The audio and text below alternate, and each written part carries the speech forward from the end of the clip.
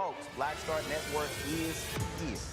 Hold no punches! I'm real revolutionary right now. Black power. Support this man, Black media. He makes sure that our stories are told.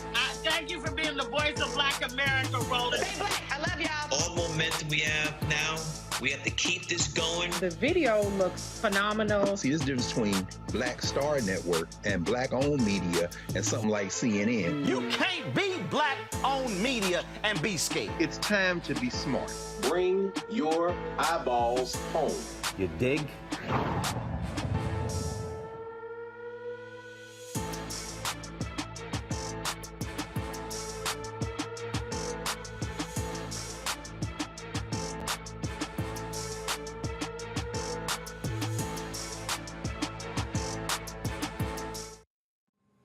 Today is Monday, December 19th, 2022. Coming up on Roland Martin Unfiltered, streaming live on the Black Star Network. The January 6th committee holds its final meeting today, concluding more than 17-month investigation, and they vote on the final report that will recommend to the Justice Department to prosecute suspects for their roles in the Capitol attack. Atlanta pastor Dewey Smith is taking on loan companies. He'll join me to discuss his recent efforts to eradicate targeted predatory lending practices against Black churches. Also, Alzheimer's, a significant issue for African Americans.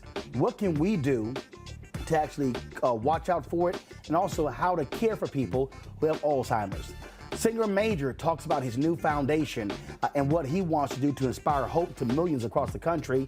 And we have a full recap of this weekend's 2022 Celebration Bowl, Jackson State versus North Carolina Central. It was an amazing game. It is time to bring the funk on Roland Martin Unfiltered on the Black Star Network. Let's go. He's got it. Whatever the miss, he's on it.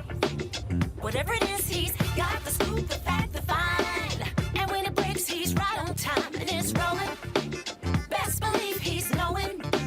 Putting it down from sports to news to politics. With entertainment just for kicks, he's rolling. It's on go, roll, y'all. It's Roland Martin, yeah. Rolling with Roland now. He's funk, he's fresh, he's real, the best, you know he's Roland Martin now.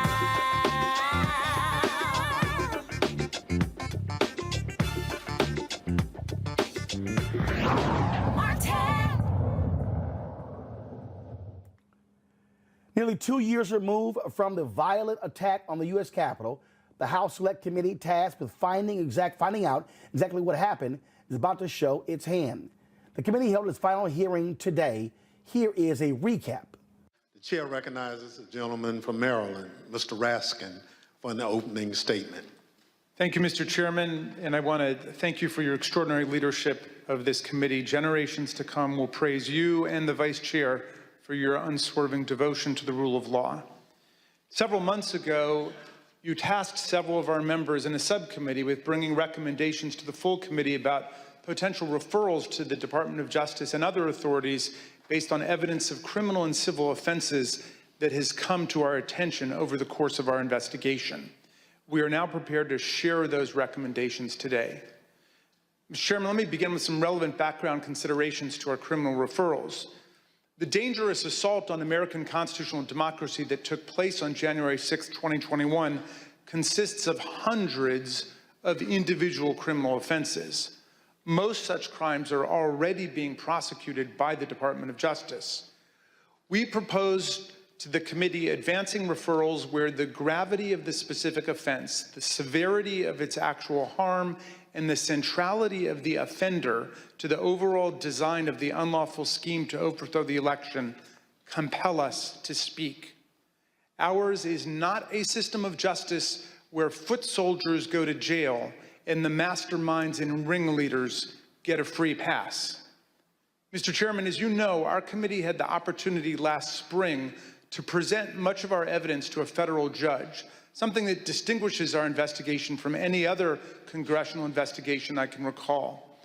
In the context of resolving evidentiary privilege issues related to the crime-fraud doctrine, in the Eastman case, U.S. District Court Judge David Carter examined just a small subset of our evidence to determine whether it showed the likely commission of a federal offense.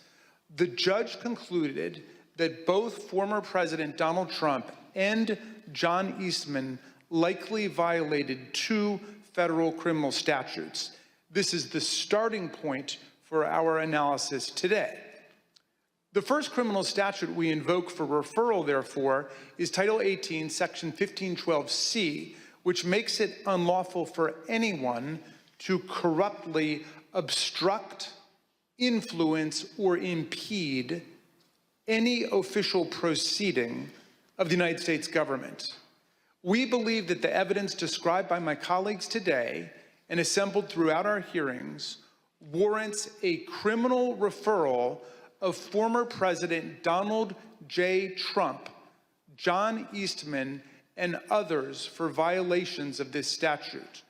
The whole purpose and obvious effect of Trump's scheme were to obstruct, influence, and impede this official proceeding, the central moment for the lawful transfer of power in the United States.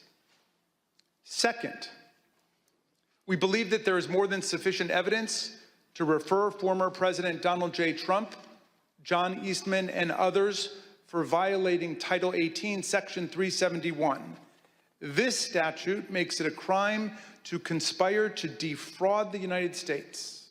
In other words, to make an agreement to impair, obstruct, or defeat the lawful functions of the United States government by deceitful or dishonest means.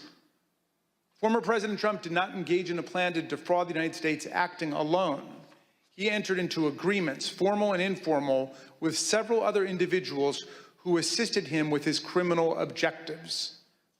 Our report describes in detail the actions of numerous co-conspirators who agreed with and participated in Trump's plan to impair, obstruct, and defeat the certification of President Biden's electoral victory.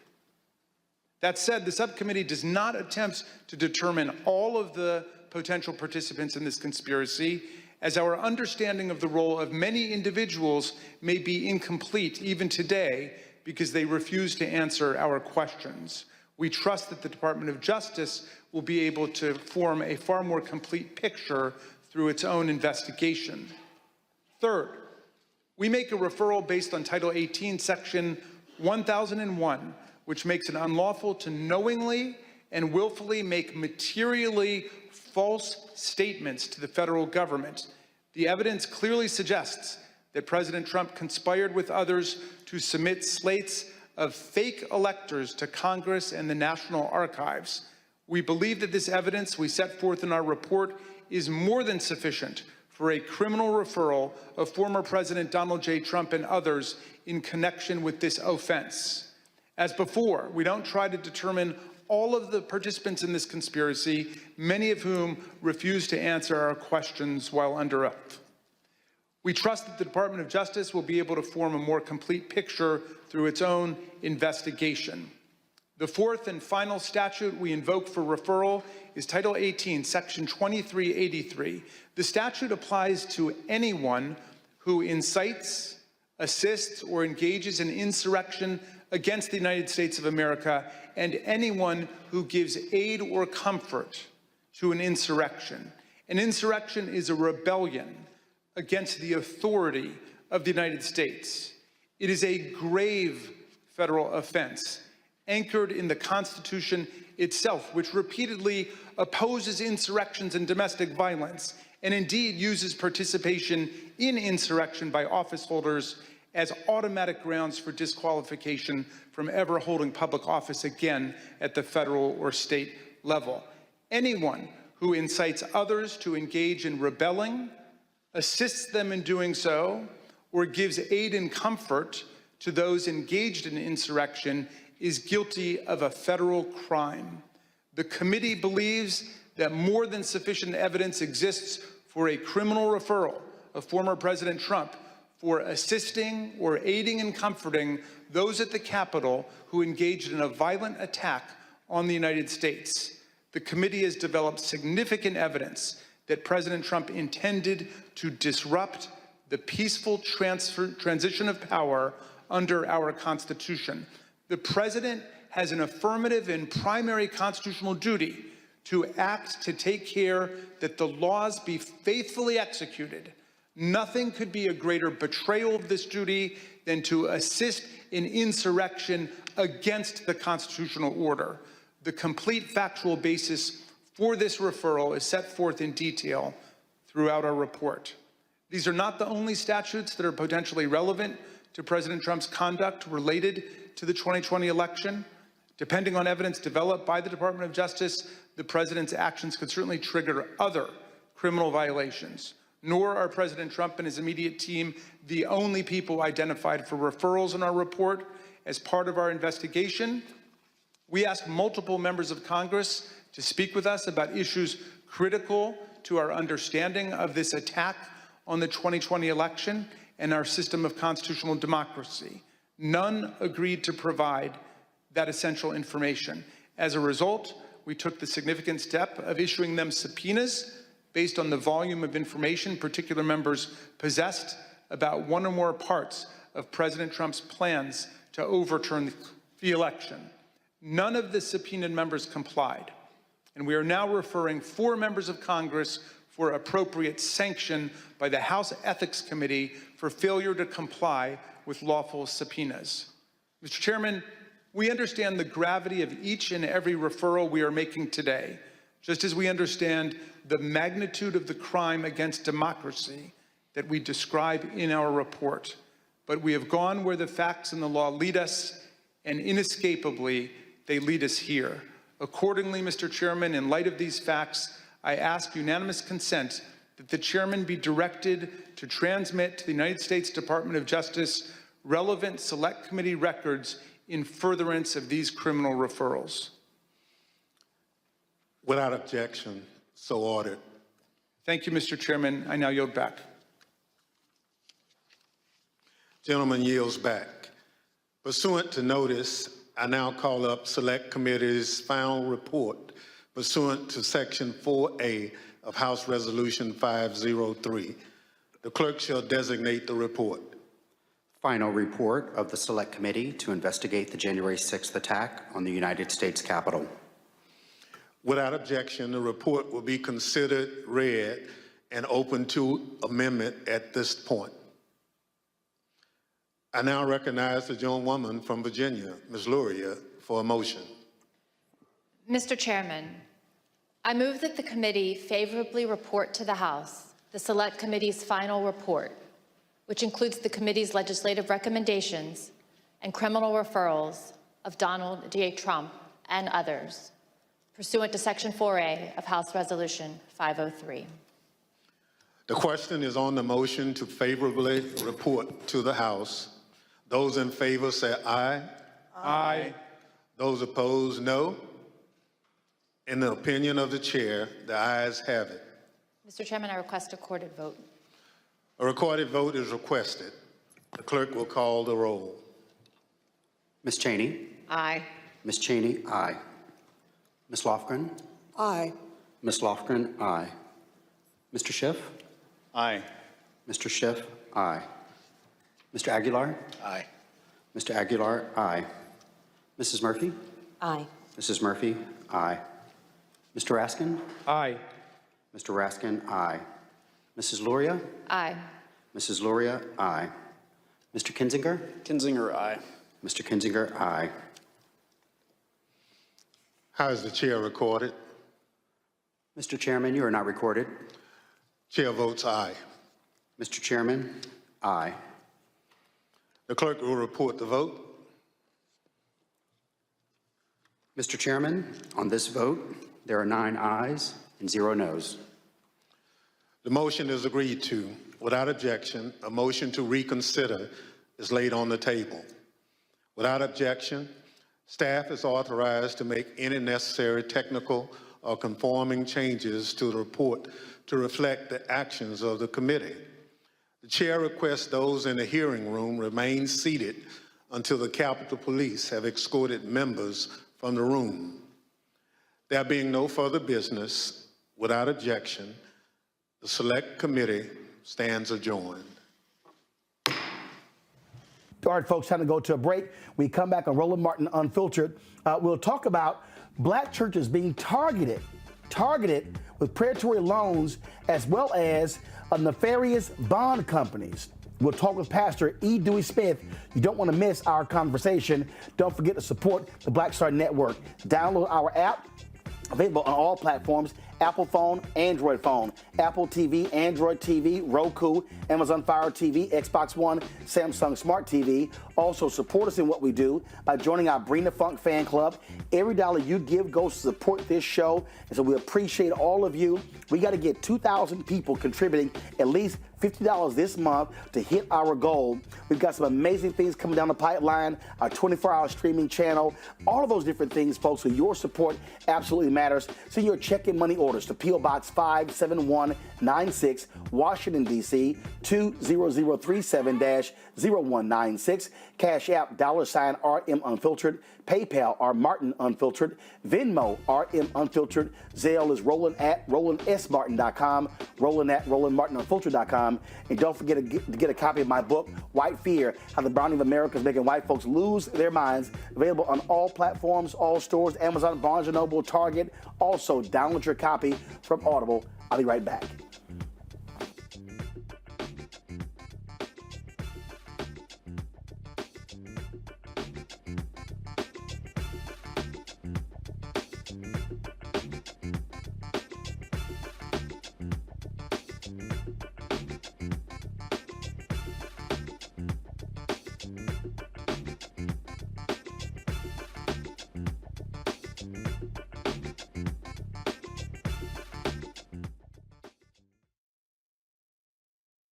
I'm Deborah Owens, America's Wealth Coach, and my new show, Get Wealthy, focuses on the things that your financial advisor and bank isn't telling you, but you absolutely need to know. So watch Get Wealthy on the Black Star Network. Hi, I'm Dr. Jackie Hood Martin, and I have a question for you. Ever feel as if your life is teetering and the weight and pressure of the world is consistently on your shoulders? Well, let me tell you, living a balanced life isn't easy. Join me each Tuesday on Black Star Network for A Balanced Life with Dr. Jackie. We'll laugh together, cry together, pull ourselves together, and cheer each other on. So join me for new shows each Tuesday on Black Star Network, A Balanced Life with Dr. Jackie.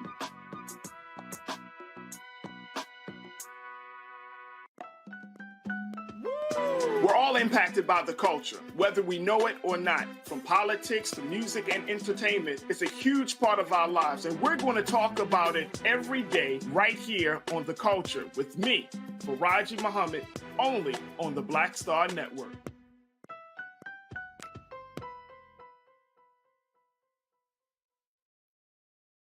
Pull up a chair, take your seat. The Black Tape with me, Dr. Greg Carr, here on the Black Star Network. Every week, we'll take a deeper dive into the world we're living in. Join the conversation only on the Black Star Network. My name is Charlie Wilson. Hi, I'm Sally Richardson Whitfield. And I'm Dodger Whitfield. Hey everybody, this is your man Fred Hammond, and you're watching Roland Martin, my man, Unfiltered.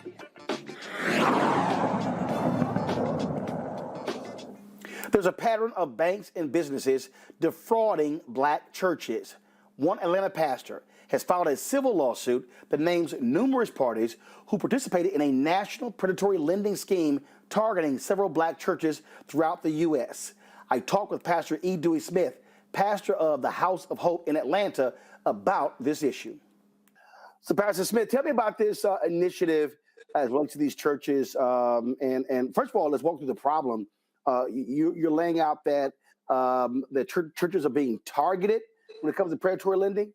Yes, sir. You know, there's a financial instrument called bond transactions, where bond companies purportedly sell bonds to investors privately, and then they hire a local bank to be responsible for receiving the payments from the borrower, and then making interest payments and keeping a ledger of the people who supposedly purchased bonds. And so in 2004, the campus we currently own now was refinanced through bonds Bishop Earl Polk was the pastor of the Cathedral of the Holy Spirit.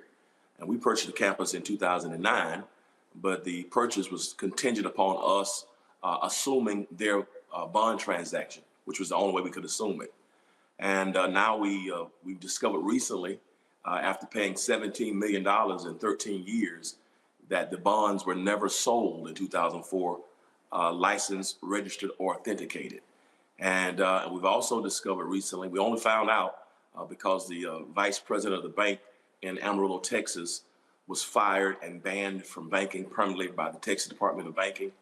And then we've heard from other churches, one in Florida and one in Raleigh, North Carolina, who've lost their properties, that those transactions were never officially done. And so bond transactions have been a major issue for churches for years, but it seems as if African-American churches are being targeted.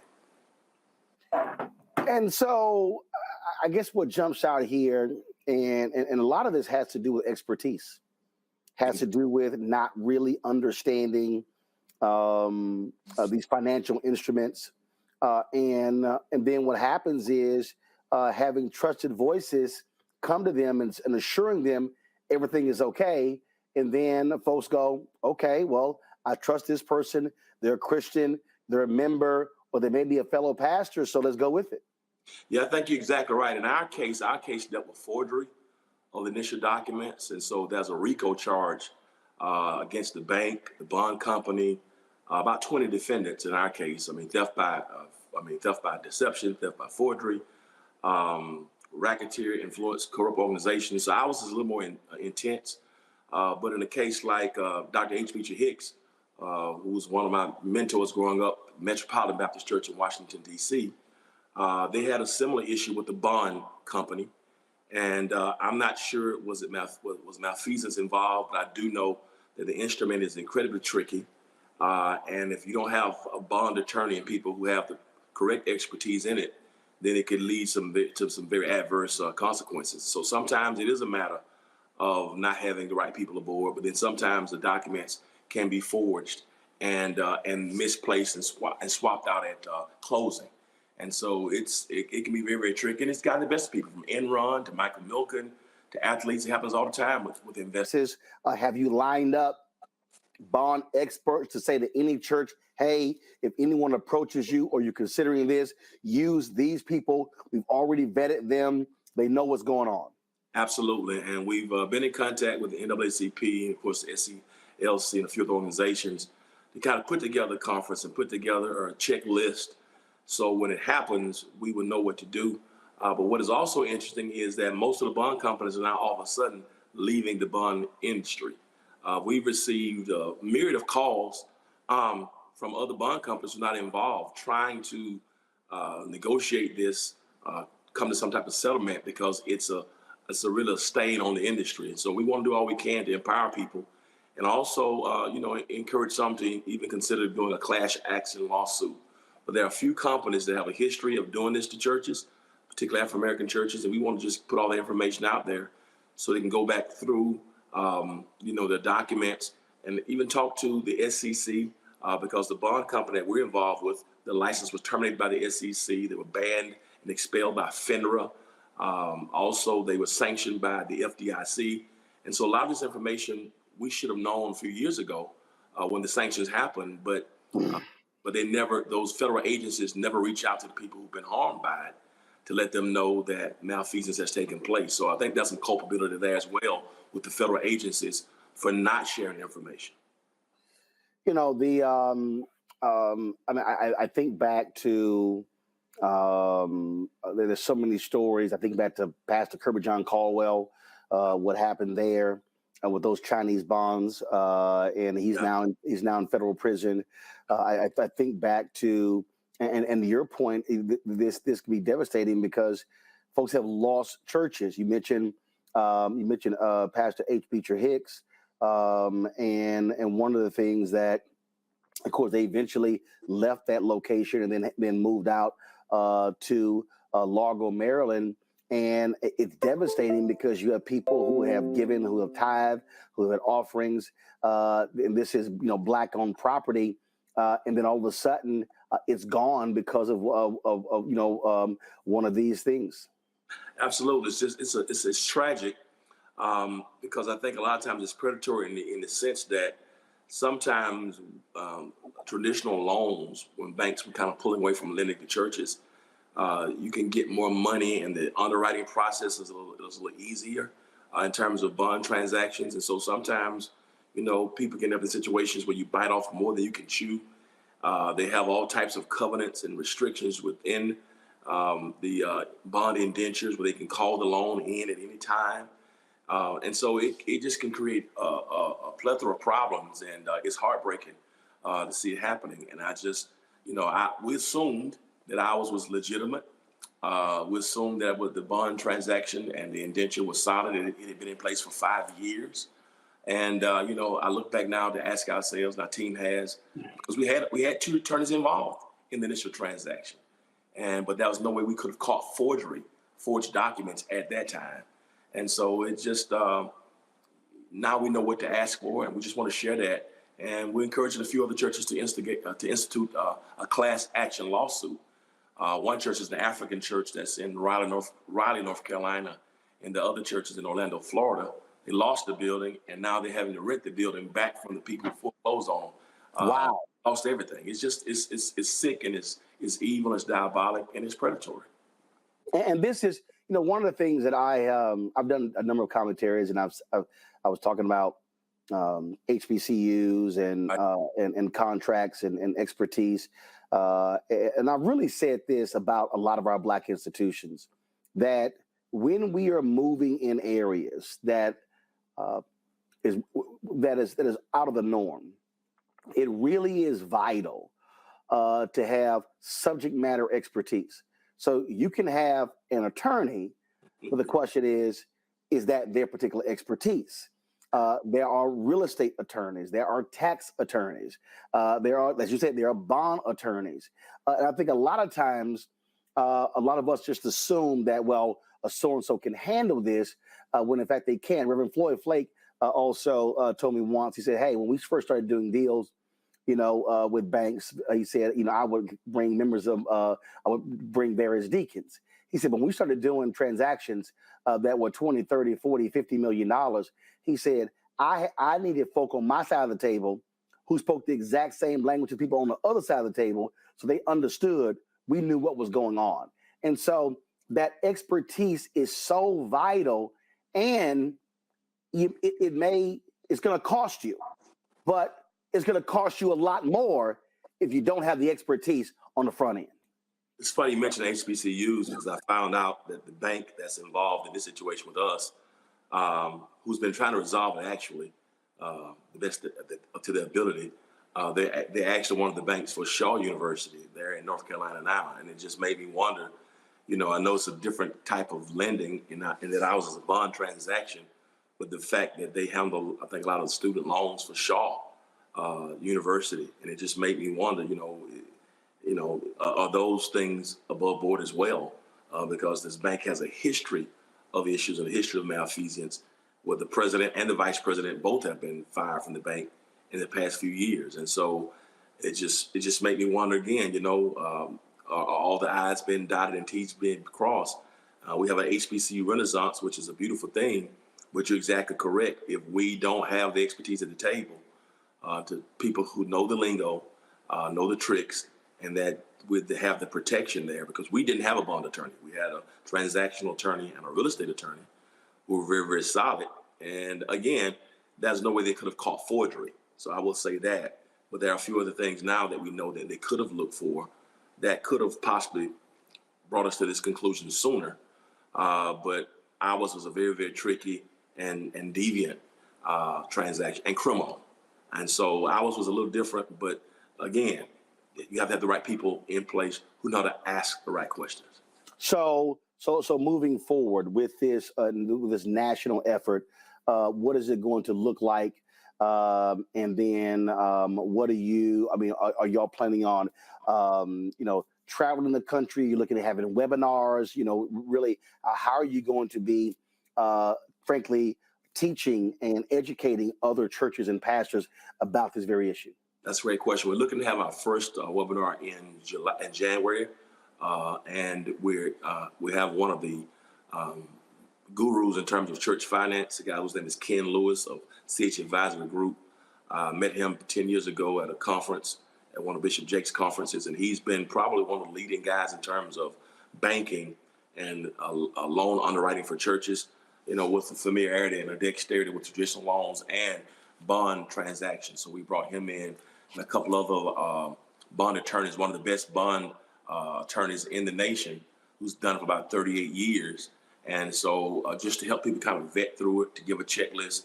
And so we look to have quarterly meetings. I'm hoping that Bishop Jakes has his conference in May of the next year, 2023, and hopefully we have some opportunities to have some discussion there as well, and a few other pastors' conferences throughout the year. And so we just put together and try to get the information out there, because I do think by having a checklist and people that you can talk to, and having the right understanding of state law, because that would be helpful as well. So, and I think that list is important. I mean, as you were talking, I thought about the NFL Players Association and how they have, like, for even the NFL, here are these certified agents, and then the Players Association has been very helpful in providing people with reputable financial advisors and others, because sort of the same thing, how players have been taken financially, and it's like, man, I didn't know so-and-so was screwing over different people like that.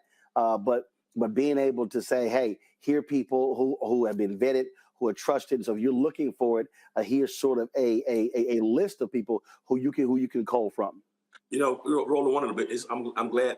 Let me thank you for this opportunity, first of all, and all you've done and all that you do for us. But one of the biggest problems in the African American church is we don't talk. Yep. And it's like we are just on our islands by ourselves, and everybody's doing their own thing for whatever reasons. And the lack of collaboration and lack of communication amongst us is the main thing that's keeping us from really getting some traction. So everybody's a lone ranger, and if we share our struggles and share our stories, rather than everybody just in their own corners, having, ecclesiastical urinating contests, I think it'll help us to really just, hey man, this is what I've gone through. This is what I did. Here's the mistake I made. Here's how I bumped my head. Who are the people in your ministry? What did you do wrong? Avoid this, that, because a lot of these things could have been avoided. I just found out that the same bond company in Atlanta screwed over a church dating back to the 90s. A church I used to preach for when I was in college. Same situation, same issue, same bishop connected that church in the 90s to these people, and and that church had issues that they finally resolved, but no conversation. Well, I think a lot of it comes down to ego. In terms of, when I say ego, what I mean by that is, it's like, well, I don't want our business to be out. I didn't want folks to understand. But the reality is, you're helping somebody else not get trapped, not get caught. I mean, for me, it just, if I'm rolling with somebody and I know they are shady, my deal is I'm telling everybody. I'm telling everybody, don't do nothing. And again, it ain't got nothing to do with, they're a frat brother or no. If they shady and no good, no. It's so true. I mean, I think you're right. It's like, and the inability, and it is ego to the sense that, hey, man, I screwed up. This is what I could have done differently. In my case, we had the people, the real estate company did an appraisal.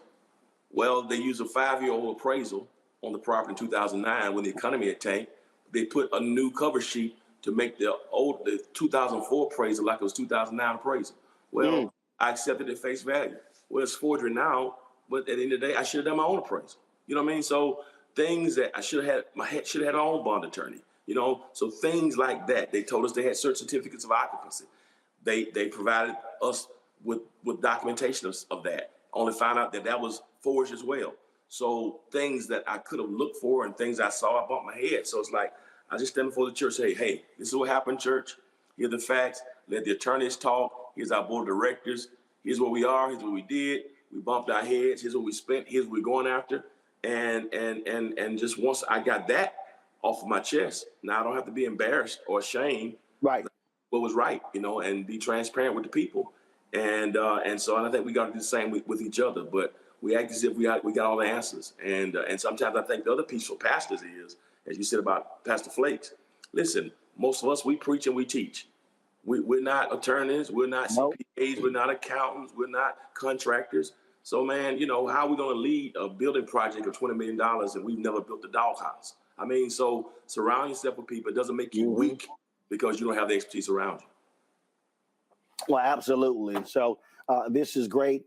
If somebody is looking for information, want to find out more, who do they call their website? Who do they reach out to?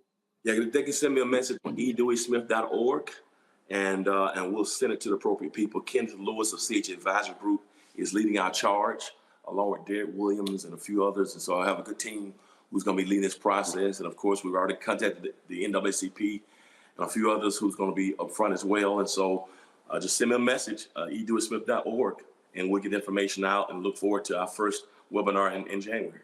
All right. Pastor Smith, we certainly appreciate it, and hopefully folks will heed the message and then reach out to you and really take advantage of the learning opportunity because, what we don't want to see are our institutions fading away because of shenanigans. Thanks so much. I appreciate the opportunity, man. Keep doing what you're doing. You're an inspiration to us all. I appreciate it. Thanks a lot. Thank you. Take care. All right, folks, when we come back, we're going to talk about Alzheimer's and its impact on the Black community right here on Roland Martin Unfiltered on the Black Star Network. I am on screen, and I am representing what a Black man is to the entire world that's going to see this. And this might be the only Black man, a representation of a Black man that they see. Right. So I am responsible. Right. For how they see Black men. And it's my responsibility to, if I am not playing an upstanding, honorable, someone with a strong principle or moral core, to make sure that this character is so specific, right, that it is him, not Black men. And I wish that more actors would realize how important their position is as an actor of color, playing people of color on screen. Because there are people that see us all over the world in these different images that we portray. And not everyone knows Black people to know, yes, that's not all.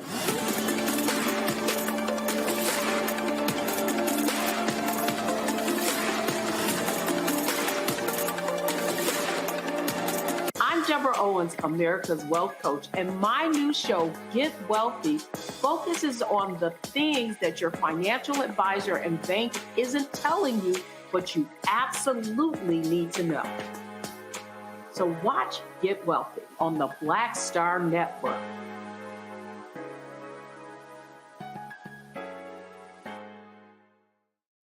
Hi, I'm Eric Nolan. I'm Shantae Moore. Hi, my name is LaToya Luckett, and you're watching Roland Martin Unfiltered.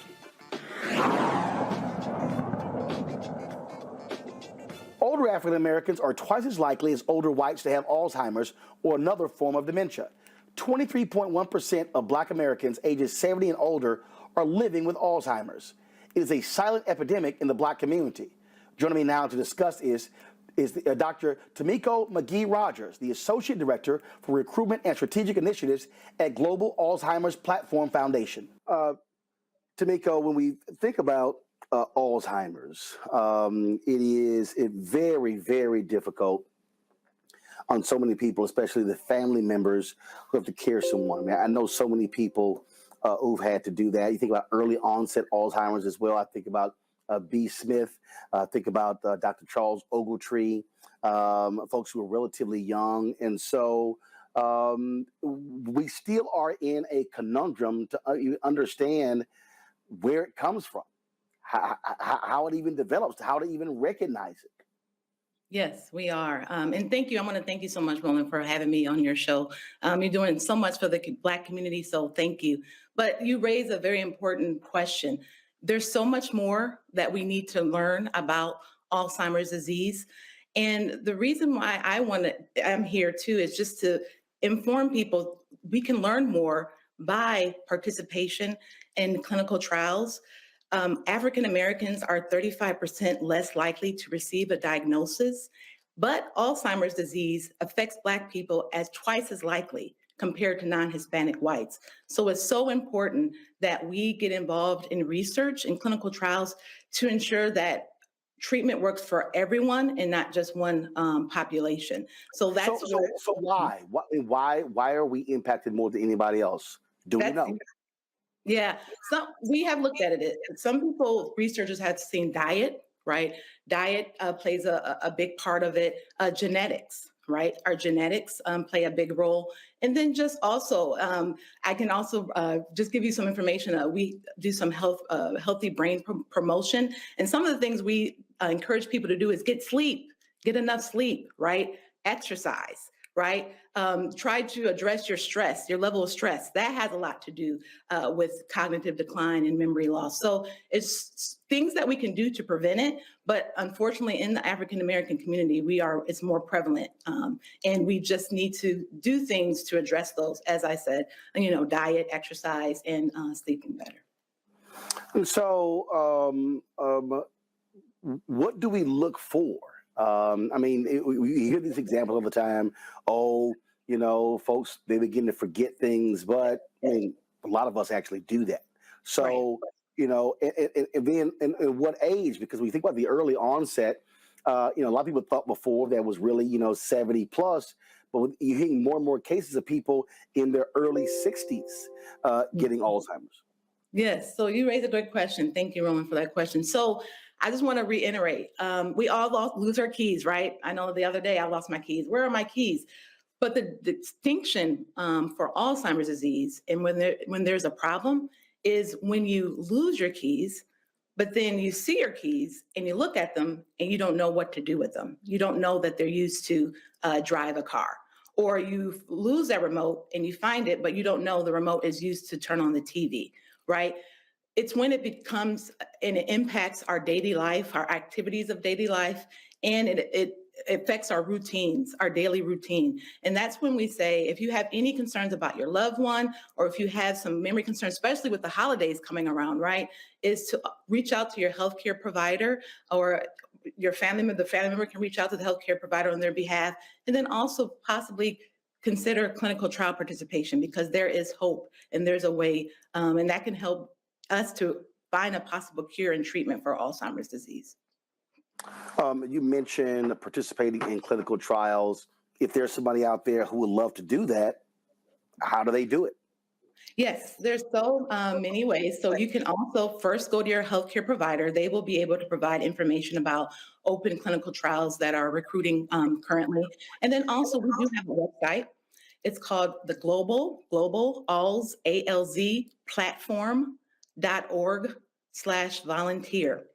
And you can go there and register to receive more information about the clinical trials that are there. We have sites, research sites that we support that conduct these trials. And then also, I would just say, consider attending a lunch and learn and attending a community health fair and getting involved that way, where you can learn more also about the clinical trials that are available and open to people out there. There is, I began this thing talking about caregivers. Yes. And I remember talking to Dan, who was B. Smith's husband, and one of the things that he said that people don't understand is the toll it takes on the caregivers. Yes. So what advice for someone who now has to deal with that, whether it's Alzheimer's or dementia, because they must deal with their own mental health and physical health, and it is such a burden on those individuals. Yes, thank you so much for that question, because yes, it is. They typically tend to come have a health concern or health condition as a result of taking care of that loved one. So I would just say, I would recommend they consider participating in support groups. There are so many support groups across the United States, and they can provide that support and, that encouragement. And you are a part of a community that's also going through what that person is going through. And then also just self-care. It's so important. And I know it's easier said than done, but it's so important to self-care. Take care of yourself, the person who is that caregiver. Go and see their healthcare provider. Go and talk to a therapist if you need someone, or seek that counseling, because it can be it can be a burdensome. Believe me, I understand.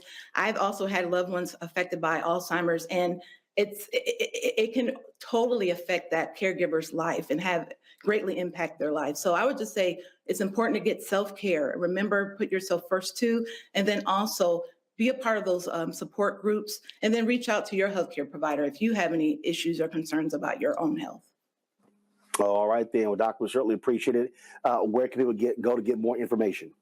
Yes. Again, I want to just highlight that they can go to our website. It's global, platform.org/volunteer. All right, then. We certainly appreciate it. Thanks for your information. Thank you so much, Roland. Have a great rest of your day. Thank you. Take care. All right. Bye-bye. All right, folks, when we come back, our Black and Missing report, we do this to focus and keep the attention on African Americans who are missing. And so we'll do that when we come back. You're watching Roland Martin Unfiltered on the Black Star Network. If you're on YouTube, Facebook, Twitch, Instagram, hit that like button, folks. Get those numbers up. We should be over 1,000 on YouTube. And so make it possible. Also, subscribe to our YouTube channel. Subscribe to the Black Star Network. Download the app today. Folks, you can do so Apple phone, Android phone, Apple TV, Android TV, Roku, Amazon Fire TV, Xbox One, Samsung Smart TV. Join our Bring the Funk fan club. Send your check and money orders to P.O. Box 57196, Washington, D.C. 20037-0196. Cash App, $RM Unfiltered. PayPal, R Martin Unfiltered. Venmo is RM Unfiltered. Zelle, Roland at RolandSMartin.com. Roland at RolandMartinUnfiltered.com. And don't forget to get a copy of my book, White Fear, How the Browning of America is Making White Folks Lose Their Minds.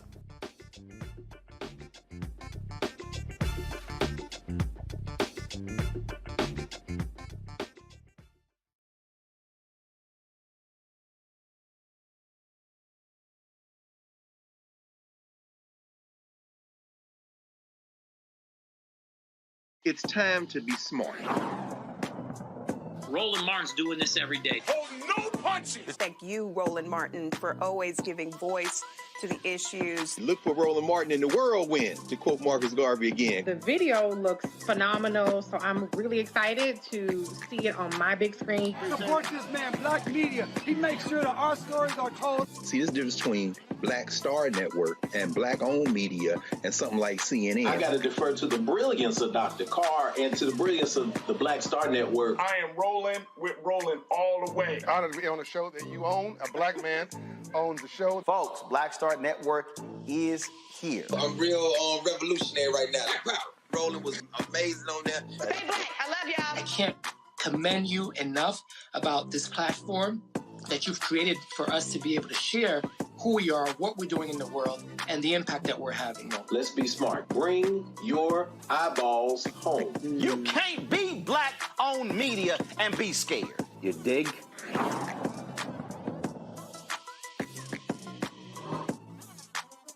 Folks, Black Star Network is here.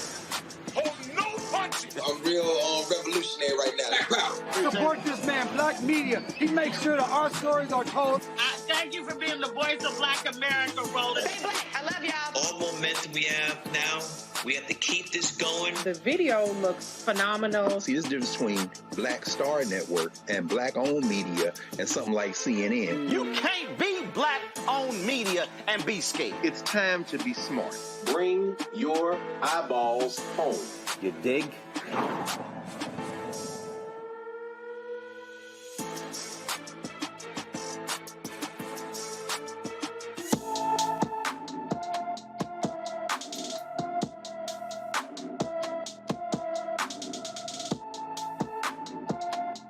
Shania Hall walked away from her Newman, Georgia home on December 4th and has not been seen since.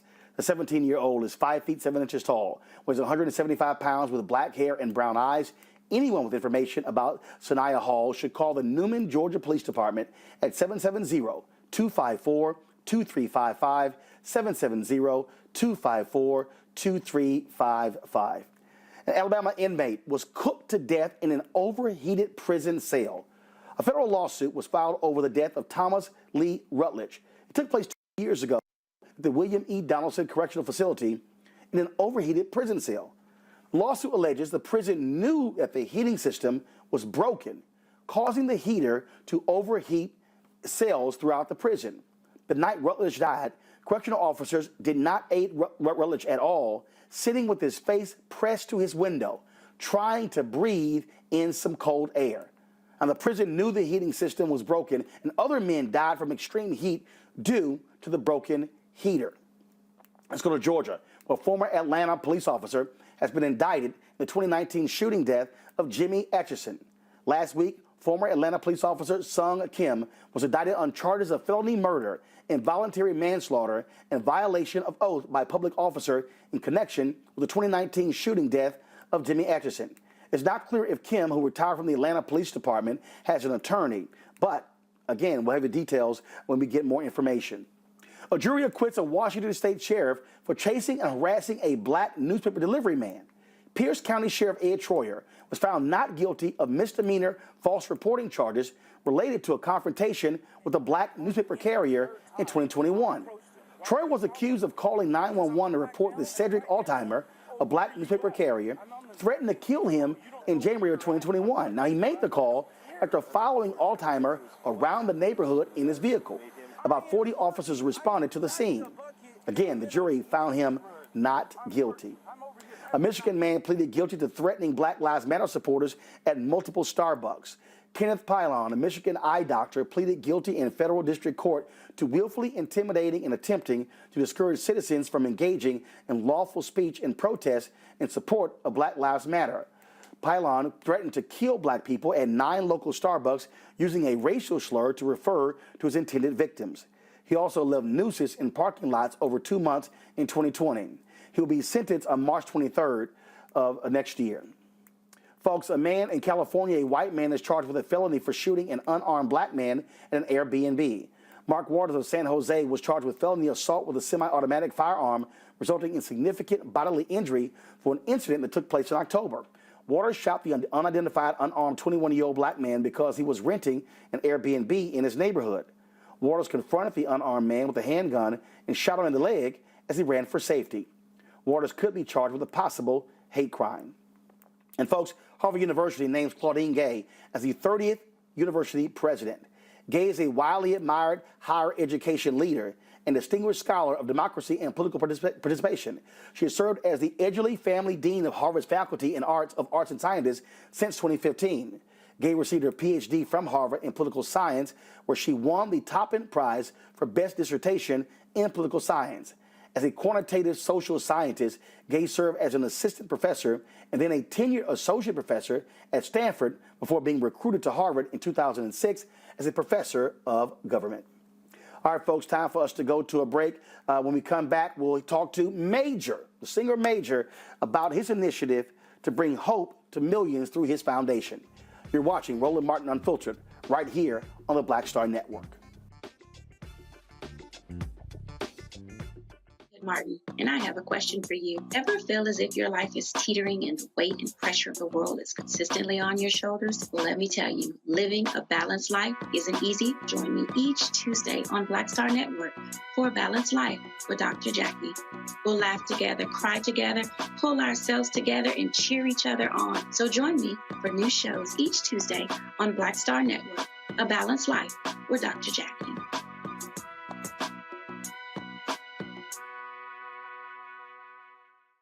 When you talk about blackness and what happens in black culture, you're about covering these things that matter to us, speaking to our issues and concerns. This is a genuine people-powered movement. There's a lot of stuff that we're not getting. You get it, and you spread the word. We wish to plead our own cause. Too long have others spoken for us. We cannot tell our own story if we can't pay for it. This is about covering us. Invest in black-owned media. Your dollars matter. We don't have to keep asking them to cover our stuff. So please support us in what we do, folks. We want to hit 2,000 people, $50 this month, raise $100,000. We're behind $100,000, so we want to hit that. Y'all money makes this possible. Checks and money orders go to P.O. Box 57196, Washington, D.C. 20037-0196. The Cash App is $RM Unfiltered. PayPal is R Martin Unfiltered. Venmo is RM Unfiltered. Zelle is Roland at RolandSMartin.com. everyone, it's Kiara Sheard. Hey, I'm Taj. I'm Coco. And I'm Lily. And we're SWV. What's up, y'all? It's Ryan Destiny, and you're watching Roland Martin Unfiltered.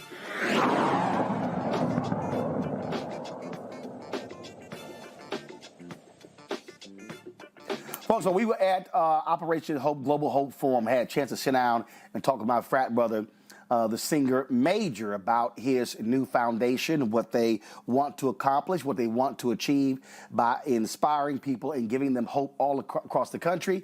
Here's our conversation. All right, folks.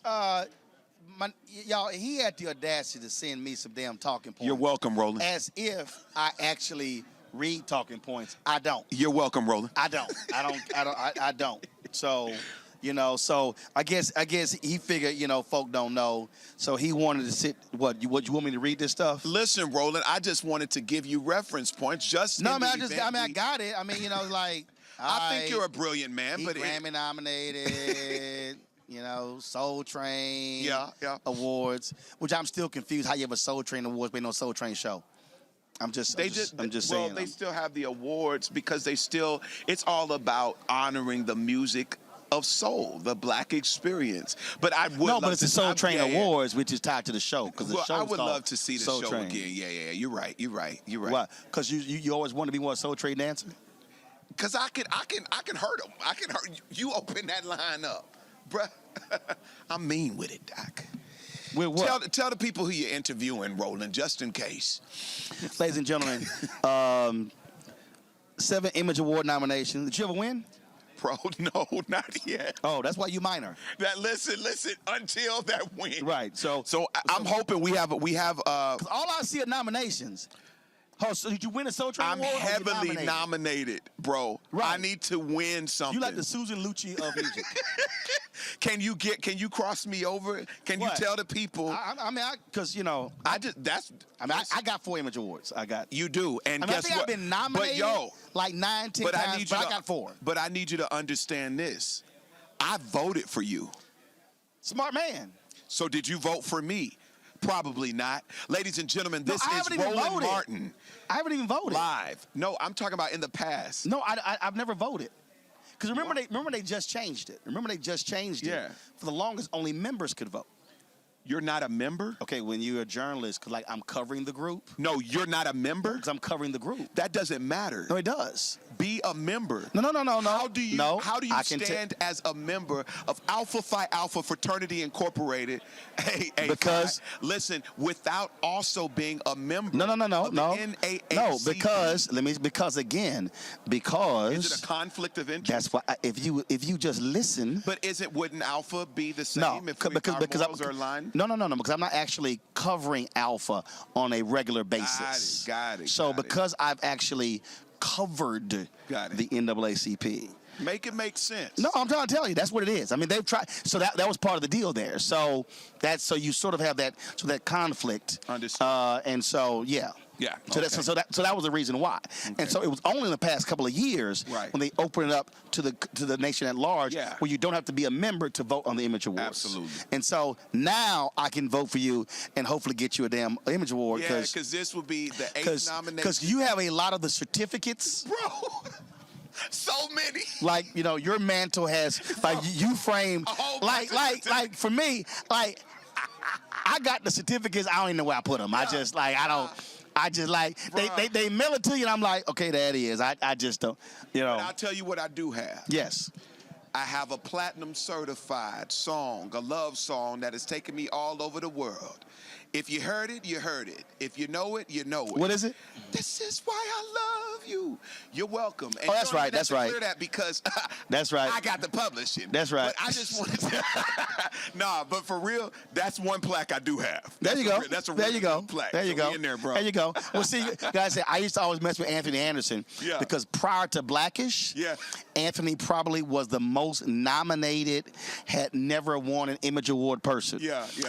And it wasn't until Blackish, which he's won like 6, 7, 8 years in a row, whatever. And so we used to kind of go at it. And you ain't gonna ever let stuff just go. You gotta. No, I mean, but then it's not. Everything else is boring. Yeah. Everything else is boring. So I am heavily nominated. Beautiful people, if you are watching and you happen to be on the voting committee, please consider Major Whole World in His Hands for outstanding music video or outstanding gospel song. Well, first of all, since we're doing that, you know, and you want to put your bid in? Since we're doing That's that. disrespectful. Since we're doing this that. is my moment. On your show. This my shit. I mean, did you miss? There's so much disrespect. Did you miss all of this? did you miss? I saw it. I'm just checking. All right, I'm just checking. So since you throwing that out there, vote for us both, and especially this Image Awards committee, since I created Roland Martin Unfiltered, and all the great work we've done, never been nominated. Since this network has been? Yeah. Wow. Never been nominated. For best news show, best host, all of that. So I told my team, I said, listen, I said, we don't get nominated this year. I said, I ain't even. Did y'all submit this year? Yeah, we did. Okay. I made it clear. I said, we don't get nominated. I said, I ain't applying again. I ain't wasting my money. I ain't wasting my money. I think you'll be fine this year. We'll see. Okay. We'll see. And I don't mind. I mean, it's a whole bunch of mainstream news shows, but I got to keep reminding them we black. And you make the difference. But because the constituency that is our demo listens to what you say. They listen to what you bring, the unapologetic truth. And I mean, it makes a difference, bro. So I have a feeling it'll be a different story. I hope so, but I'll make it clear, we ain't applying again. I ain't wasting that money. You know, listen, I want because that money don't matter to CNN, MSNBC. It's just but right that $750 matter to us. That's lunch money for them. I'm just saying that matter to us. I mean, I can buy some SD cards. I can buy some gear. With that stuff. It seems like production wants some more SD cards. No, I'm just saying. If there are any generous donors out there, please. No, we appreciate that. Yeah, and it's called the Bring the Funk Fan Club. Yeah. You know, and I got it down packed. Checking money orders, go to P.O. Box 5. I've actually donated to the Bring the Funk before, so I just see. There you go. Which means that when we roll the credits every Friday, your name is on there. Well, I didn't see my name. Oh, you ever see your name? I don't pay attention to the credits. You ever see your name? I'll look. No, it's some black folks that they pause. Oh, that's a beautiful thing. Oh, they'll take a screenshot of their name and they'll tweet it to me. I dig. And I'll be like, I appreciate it. I appreciate it. So I'll double check. So Keenan, double check to see if Major's name on there. Hold up. First thing is Keenan, go back and double check to see if he donated. I did. I know I did. To a Cash App? It was to a Cash App. Okay, cool.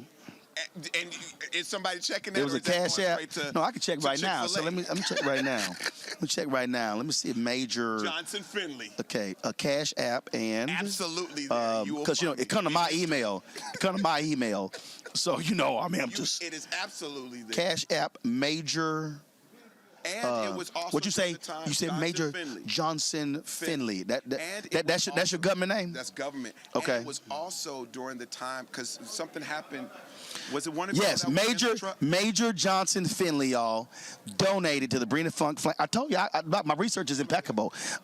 You did. That was a little light. Light. That was February 8th. You ain't gonna tell me. That was February 8th, 2021. Major Johnson Finley, he donated $200. But that's significant. Right, but that was last year. Organizations I gave to. I got you. That was last year. And I got a whole foundation trying to get support. He didn't say nothing about it. You didn't give it to 2022? What's it? We not over. Oh, you didn't re-up? We not no, over. that was 2021. Giving Tuesday. No, that was 2021. And that was February 8th of 2021. No, I'm just. It was, but I'm just saying. But you didn't give it 2022. I don't know if I'm completely disrespected or just. I love the fact that you found my name because that would have sucked if you couldn't have. Oh no, but you ain't because then it'd be like.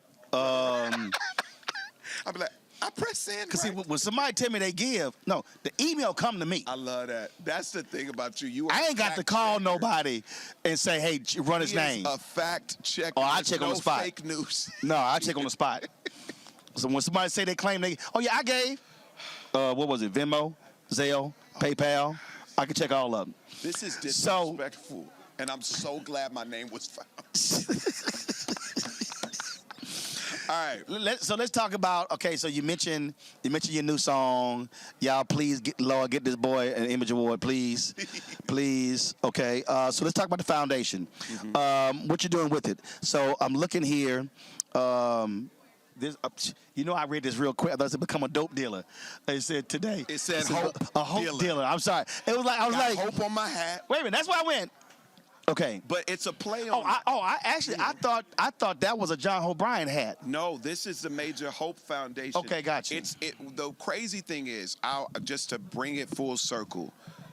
And when I first moved to Los Angeles, California, after attending school in Boston at Berkeley, but before that.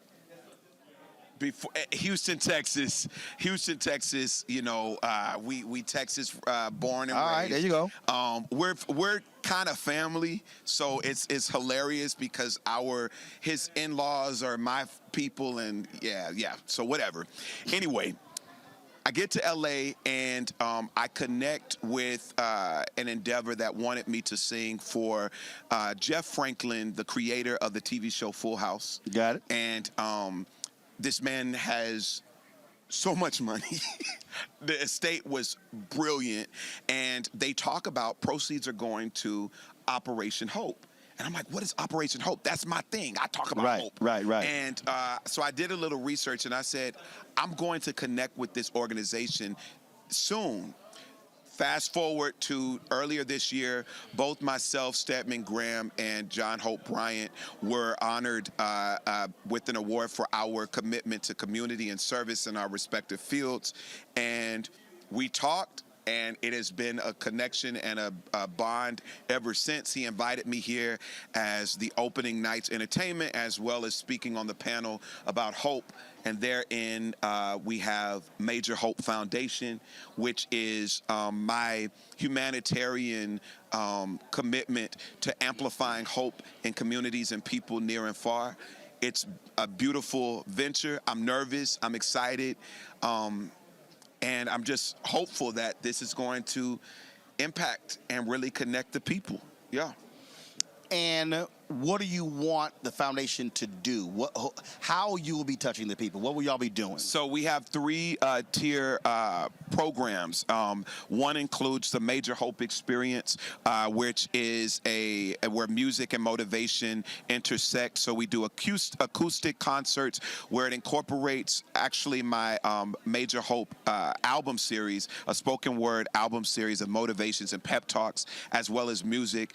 And we also have the Major Hope Experience Live, which on December 15th, to the folks in Los Angeles that are watching, make sure you get to the Peppermint Club because that's the last Major Hope Experience Live of the year. It goes down. I guess I got to run this in the next 3 days, huh? Yes, for the next 3 days. That's what cousins do. I can't hold this. That's what cousins do. I can't hold this the next week. Nah, you got to run it the next 3 days. And also, so the Major Hope Experience, we have the Random Drops of Hope, which is a play off of Random Acts of Kindness. We do pop-up charitable activations where we just serve the need immediately. Take over gas stations, take over grocery stores in marginalized communities and whatnot. And then we lastly have confidence coaching, where I do workshops that speak on effective communication, value systems, self-esteem for youth and young adults, our etiquette. It's a beautiful program, bro. All right, folks, hold tight 1 second. I got to go to commercial break. We come back. More of my conversation with a Grammy-nominated, NAACP Image Award-nominated singer, Major. You're watching Roland Martin Unfiltered right here on the Black Star Network. Hatred on the streets, a horrific scene, a white nationalist rally that descended into deadly violence. White people are losing their damn minds. As an angry pro-Trump mob storms the U.S. Capitol, we've seen shots. We're about to see the rise of what I call white minority resistance. We have seen white folks in this country who simply cannot tolerate black folks voting. I think what we're seeing is the inevitable result of violent denial. This is part of American history. Every time that people of color have made progress, whether real or symbolic, there has been what Carol Anderson at Emory University calls white rage as a backlash. This is the rise of the Proud Boys and the Boogaloo Boys. America, there's going to be more of this. Here's all the Proud Boys, guys. This country is getting increasingly racist in its behaviors and its attitudes because of the fear of white people. The fear that they're taking our jobs, they're taking our resources, they're taking our women. This is white fear.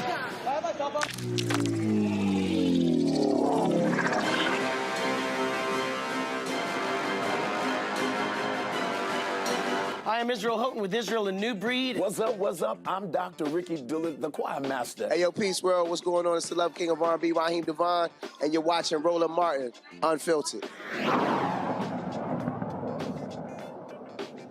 Welcome back, folks. Here is part 2 of my interview with singer Major with regards to his new foundation.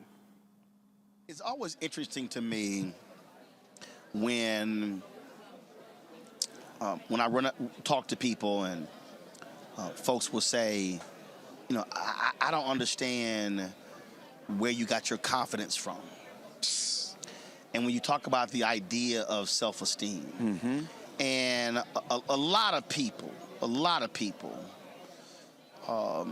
growing up never really got that. No. For you, like the confidence to wear that bandana around your neck. You're welcome. It's called fashion. You know, for you, we got video showing up on red carpets and no shirt on. The man of ascots. No, I'm just saying. On my scarf. No, I'm speaking of confidence. Who here at the Hope Global Forum has seen Roland Martin with his ascots? His silk scarf. But I'm speaking.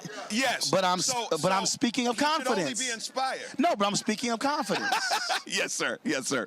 That's my point. Okay. So. All right, here we go. With that bandana. All right, so for you, what would you attribute that confidence coming from? Firstly, my mama. My mom had the intention, the great intention to help us understand that we are in the room because we belong there. That literally was my commencement speech at Jackson State. Yeah. Friday. You belong Salute to you on you that. belong, and it was called You Belong in Every Room You Enter. Every single room. And I literally live by the mantra that when we show up to spaces, we show up as an answer to the need. We don't show up seeking answers. We show up as an answer. And if we make room for everyone, everyone's need will ultimately be answered. So my confidence has come by way of my mom, making sure that when we step in spaces, and even before, do the work so that when you show up and the opportunity comes, you can actually have something that connects and lifts and elevates the moment. The village made the difference for me.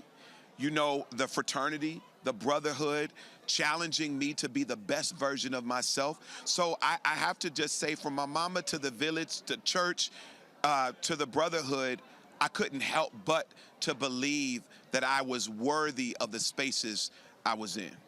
See, I guess for me, I think back to, and it's crazy, it literally goes back to preschool, elementary school. Yes, sir.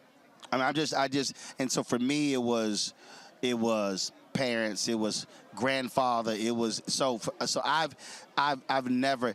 I mean, I was having a conversation with somebody, and they said they were asking this question because they were having a meeting with the governor. Yeah. And they want us, and his sister wanted some advice, and I said everybody else is gonna walk into the room just to be happy to be in the room. Yeah. I said walk in with ideas and a plan of action. Yes. I said, walk in like you belong there.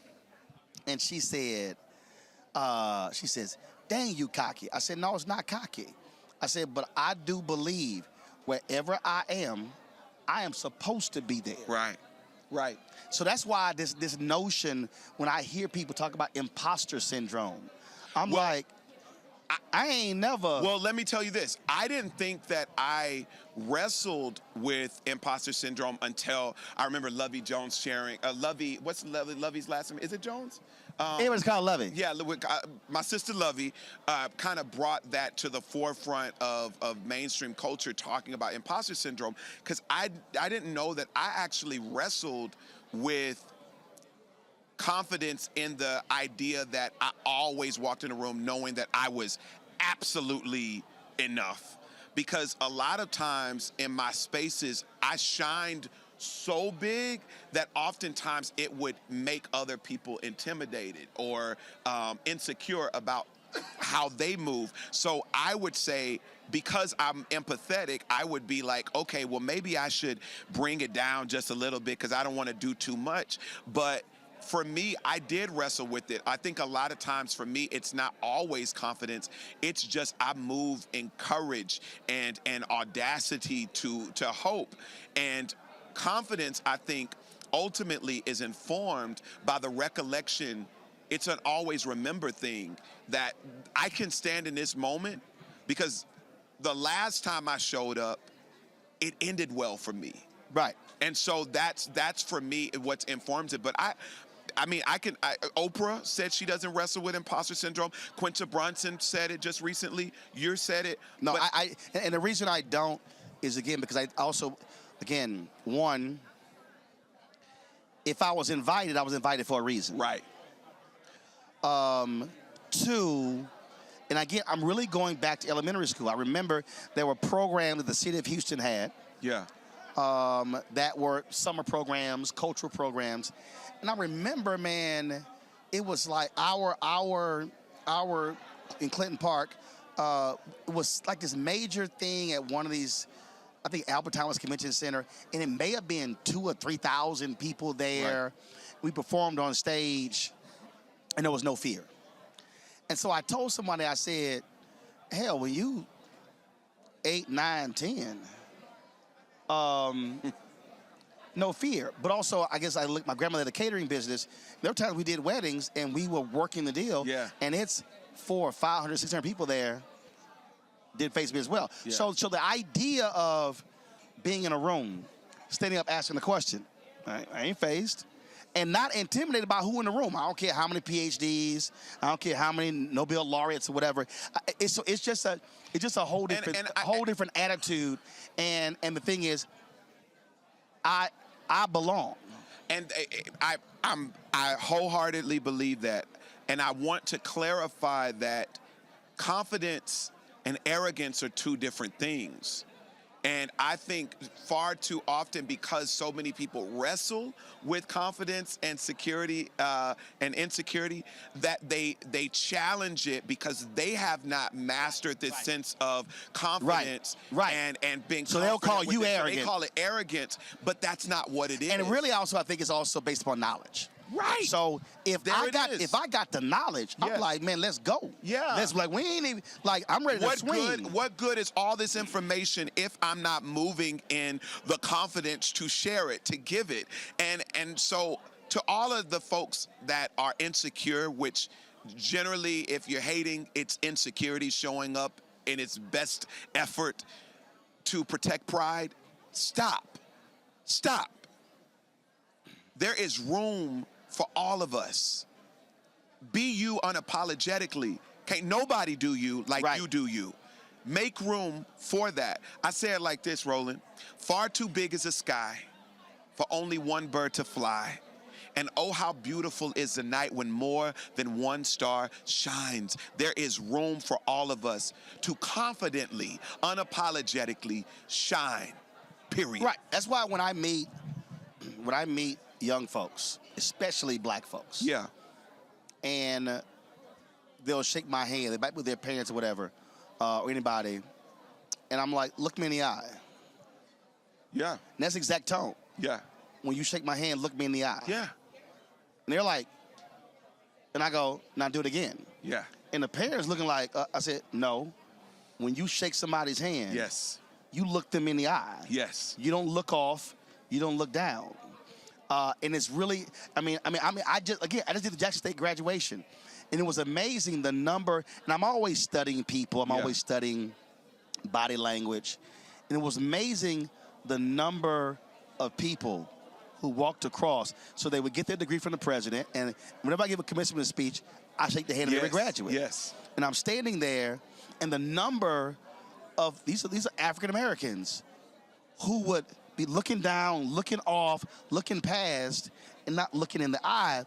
And part of that's because also how we've been trained. We couldn't look white folks in the eye. Right.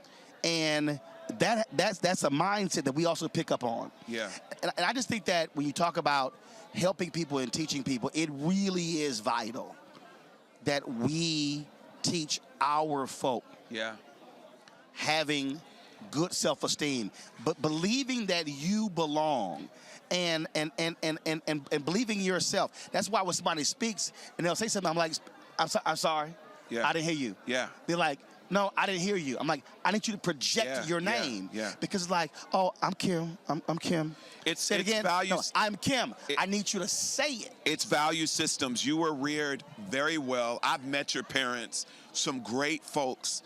You were blessed to have that rearing and steering and the education and the village and the community and the commitment to assuring that you were properly cultivated.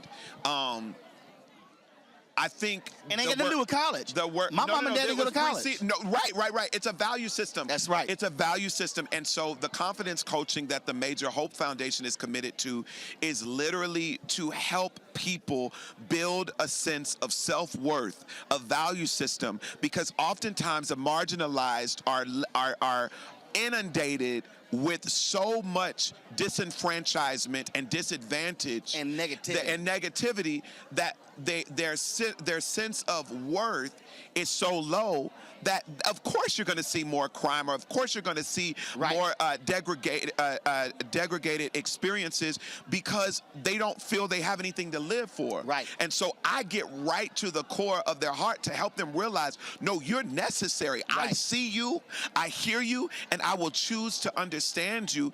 And once you get that, you start living a different way, and you have something to live for. Choices are different.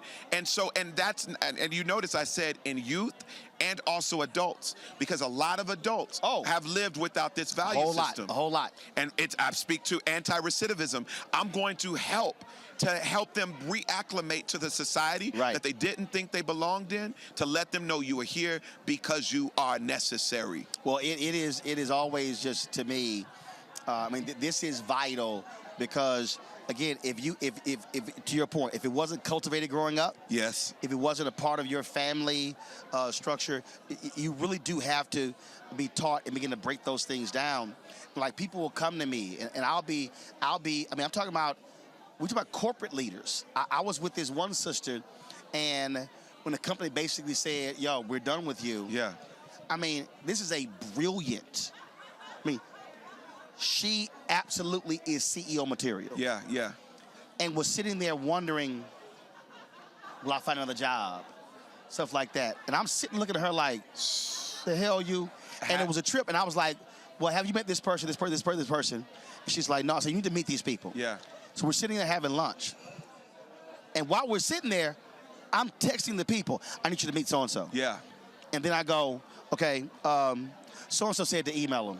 So-and-so said to call him. And she goes, wait a minute, I said, oh, I'm sorry, you thought I was going to wait till Monday? Right. And she was like, so I said, yes, while we were sitting here, while you were talking, I sent them a text. Absolutely. I'm like, what are we waiting for? Yeah. And she was just like, and again, this is not somebody who I knew for a very long time, but I instantly picked up her spirit and what was holding her back. And I said, baby, there are larger jobs with smaller companies. And she told me, she said, you know what? One of the greatest mistakes I should have done, international travel early in my career. She's telling me all these different things. Yeah. And so I'm speaking in, no. This, call this person, do this. You can do this. Is going to happen. 5 months later, She hits me up, becomes CMO of a global company, reporting directly to the CEO. She tells me this. I saw it on LinkedIn. And I said, you're now in position to be CEO. She's like, whoa. She's like, what? Oh, my God. I said, stop. I said, stop. What are you doing? Yeah. I said, stop limiting yourself. Come on. Yeah. I said, stop it. Yeah. You are not going to have a conversation with me. Yeah. I said, you are now on the path to be a CEO. Yes. She and I had a conversation a couple of months ago.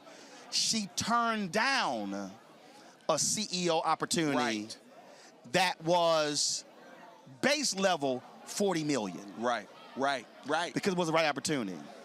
And when she told me that, I said, didn't somebody tell you? Yeah. You were CEO material? But she needed somebody to speak that into her, and I would literally tell her, do not repeat that again whenever you and I talk.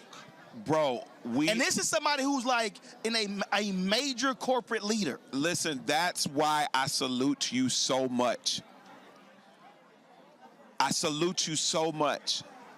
Black Star speaks to a marginalized yet powerful community, helping them understand that if you haven't heard it from anybody else, you are necessary, you are mighty, you are qualified, and you are absolutely worthy. So step up and rise up in it and shine unapologetically. Dog, that's it.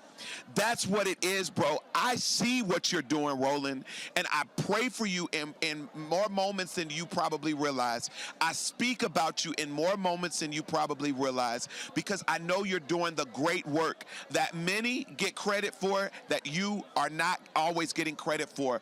But in right time, in now time, there are people speaking your name in rooms that it's all going to make sense very soon. You will see, bro. You will see.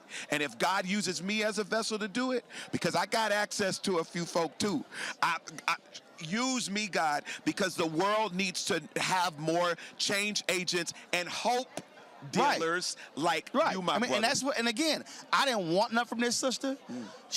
I wasn't asking for no check. But it would be nice for you to remember the brother that spoke like that's true. That's true. But we're sitting there, and I'm looking at. She was defeated, bro. No, I'm talking about she was crushed, and I was like, "The hell you doing? Yeah, you got all." No, I said, "Pick your ass." No, I said, "No, you." I said, "You will not." But you be know, crushed in my presence. You know, Roland, that speaks to the climate of seeming divide that exists now. A lot of people aren't necessarily moving in the way they move, be it opposition or partisan, simply because they believe it. It's because that's the safest space, where it coddles their comfort. But if you want to make change, if you want to make impact, it's going to be uncomfortable. And that's where confidence comes into play. Yes. It lets you know that you have permission to disturb the familiar, to interrupt the comfortable in order to see the better and the different and the change. And so for me, that's how I move in spaces where, you know, a lot of times we call it ignorant. There's a lot of ignorant folk that are moving and leading in these spaces and these capacities, and we don't even realize, as arrogant as they come off, they are some of the most insecure people ever. And if you get to the heart of it, once you just have a conversation with them, you'll realize that conversation can literally be the catalyst to get to the changed mindset, the mindset shift to get them to rise. When we were talking earlier about independence and being an independent artist. And when you were like, I was like, you were like, But here's the deal, though. I'm glad you said that. I'm glad you said that. Yes, it is. Yes. But the reality is, being an owner is tough. Yes. And Seven Streeter and I had this conversation. Woo! I love when her. when Seven went independent. Yeah. And her deal was, I had to oversee all of this. We're both on the same label. And the thing is that what people don't understand, and I said this to you, what I love So what I've always loved is freedom and flexibility. I love that. I love that when you said that earlier. Freedom and flexibility. And there's a cost. That's what ownership provides you. Yes, and so being able to say, no, I'm going here. Yeah. And I don't have to ask permission. So the thing for me with this show was, I was not going. I go back. I knew CNN. September 2008, Jim Walton called me to his office. He says, I'm going to use a boxing analogy. We think you're a better counter puncher than puncher, meaning you're better show contributor than host. I go, I know. He went. He goes, I said, I know I'm not ready to host. Yeah. So I said, here's what I need you to do. I need you to send your notes to your coaches. Right. On what I need to do to become a host. Yeah. And then partner me with them. He was like, he called my agent, he was like, that's not how I expected the conversation to go. I knew when I was ready for a weekly show. Yeah. I hosted a weekly show on TV One for 3 years. CNN would give me one. Yeah. Then I knew I was ready for a daily show. Yeah. It happened the following year. Yeah. My deal here was, when TV One entered the show, I said, I'm not going to sit at home and wait for somebody to validate me by saying, we're going to give you a show. Yeah. Because you just said it when you said permission. Yeah. I gave myself permission to be my own show host. Yeah. So now I've given shows to 5 other people. And that's part of the deal. Again, when I see confidence coaching, your foundation, we have to teach people to give themselves permission. Yes, sir. Yes, sir. Yes, sir. And that's what I believe hope provides. I said it earlier on the panel. Oftentimes when we hear people say, keep hope alive, shout out to Reverend Jackson, my guy. Love you, man. Don't lose hope. You gotta keep your hope. We hear it as mere cliche without any power. But I believe that cliches were divinely intended to be repeated until we finally get it. Right. Hope is powerful. It's liberating. It's an anchor. And it is also your permission, as we were speaking, to believe for greater than what the current circumstance is trying to convince you to believe. Yep. Every storm runs out of rain, beautiful people. Name one that didn't. You can't. Theoretically and literally, every single storm runs out of rain. Yes, there'll be casualties. Yes, there'll be devastation. But soon enough, the sun comes out and reminds you that there is more to the story than what the previous or current chapter is giving you. Stay with it. Lock in. Rise up. Black Star Network. Beautiful Star You. Be all of that. It's major. I know what no feels like. I heard no so many times that I had to flip it as an acronym that from here on out, bro, N-O is now next one. Because if it ain't this one, it's going to be the next one. See, I actually flipped it. No. On to the next. No. Right. It's on. It's on. I did that too, bro. It's on. And Doc, I'm telling you, but that goes back to confidence, hope, belief, and there's so many people, they're just, they run up against that one obstacle or two or 10 or 20. Say it, 10 or 20 and it's or gonna happen. 30, and it happens, and it happens, and it happens, and it happens. The problem is, woo, don't quit, but y'all. the problem is, a lot of us who have achieved something don't talk about it enough. Yes. I use the example, I'm gonna talk to Bishop T.D. Jakes. Nobody ever wants to talk about Bishop T.D. Jakes when he was digging ditches in West Virginia. Right. They want to talk about preaching to 1 million in Africa. Yeah. No. When he was in the mud, under houses. But it's the same bishop. Absolutely. And I think that's the mistake that people make. That's why, for me, when I'm talking about support us in this show, I am transparent with what stuff costs. Yes, sir. and I'm saying, yo, we're trying to go here.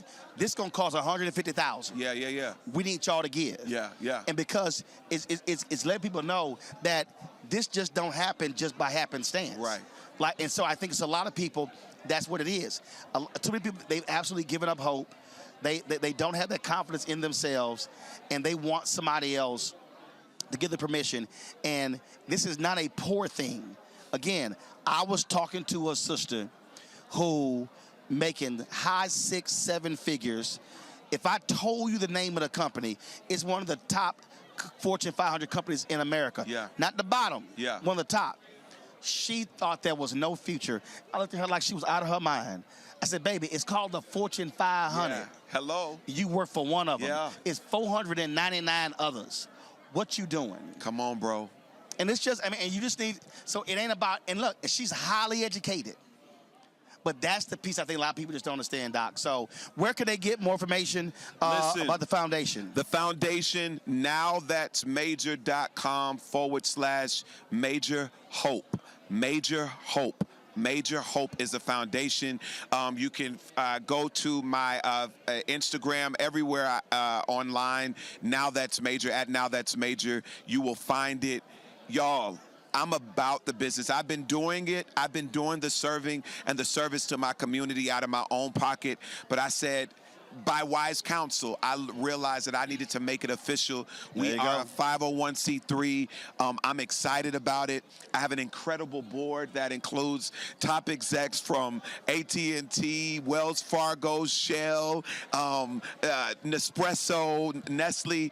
I'm grateful. Everyday people. We're coming to your community to serve you, and I might give you a little song in between, but do know that whatever it's going to be, just like my mama named me, it's going to be major. Well, first of all, you see on his car the colors of black and gold. Oh, you know it. But I'm surprised that hat not black and gold. I always have. Oh, this hat. Oh, I got one of those. But that, you know, I got the gold feather hat. You know, we can't help it, bro. But of course. But of course, I almost wore black and gold today. I'm gonna have it tomorrow. Right. Me too. I can't go anywhere without black and gold. Just let them know. It just makes sense. Just let them know. All right, baby. Always good to see you, H-Town. Yes, indeed, bro. Appreciate it, Doc. Yes, indeed. Peace.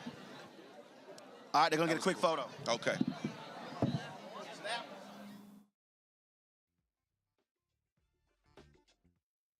On the next Get Wealthy with me, Deborah Owens, America's Wealth Coach, inflation is on the rise.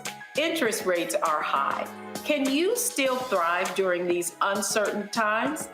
On the next Get Wealthy, you're gonna meet a woman who's done just that, living proof of what you need to do to flourish during these uncertain times. These are times where you take advantage of what's going on. This is how people get rich or richer. That's right here on Get Wealthy, only on Black Star Network. On the next A Balanced Life with me, Dr. Jackie, 'tis the season, tree trimming, party going, and gift giving. And I don't know about you, but for me, sometimes it can be overwhelming, and sometimes it's just downright exhausting. Surviving the holiday season, we've got tips for you for staying sane, solvent, striving, and thriving, and sometimes keeping a little money in your pocket. 2 things just out of the gate: set boundaries and set a budget. On a next A Balanced Life right here on Black Star Network with me, Dr. Jackie.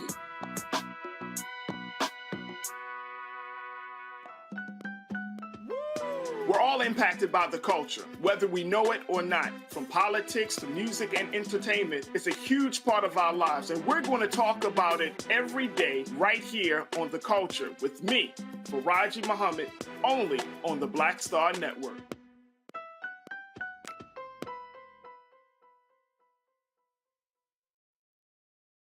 We welcome the Black Star Network's very own Roland Martin, who joins us to talk about his new book, White Fear: How the Browning of America is Making White Folks Lose Their Minds. The book explains so much about what we're going through in this country right now, and how, as white people head toward becoming a racial minority, it's going to get, well, let's just say, even more interesting. We are going to see more violence. We're going to see more vitriol. because as each day passes, it is a nail in that coffin. The one and only Roland Martin on the next Black Table, right here on the Black Star Network. Hi, I'm Israel Houghton with Israel and New Breed. What's up, what's up? I'm Dr. Ricky Dillard, the choir master. Hey, yo, peace, world. What's going on? It's the Love King of R&B, Raheem Devon, and you're watching Roland Martin Unfiltered.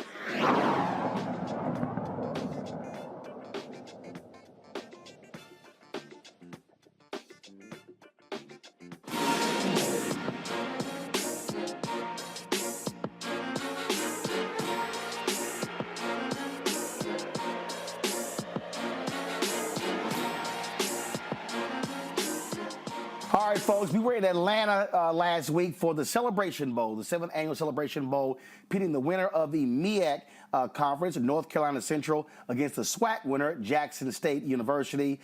It was a fantastic, fantastic week. And so we, of course, were covering some different events, but a game time, and it was a barn burner. Of course, Central won 41-34 in overtime, an amazing game. And so here's some of the sights and sounds of the 2022 Celebration Bowl.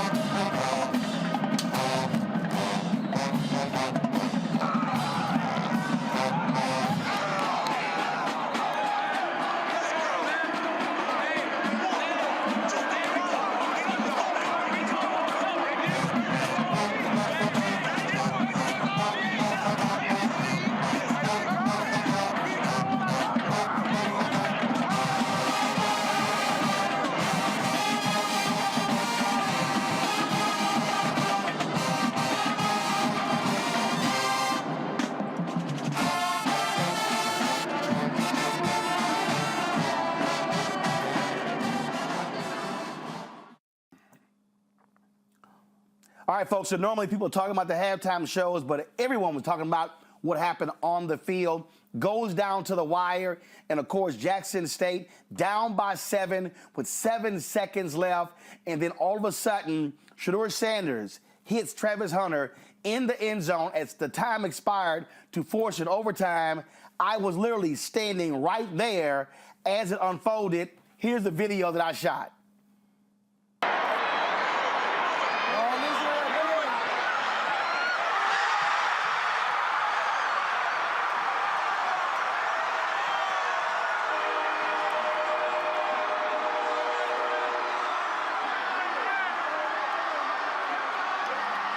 Then we go to the overtime, folks, and then what happens, North Carolina Central, they're able to score a touchdown, and it was a punch that thing through.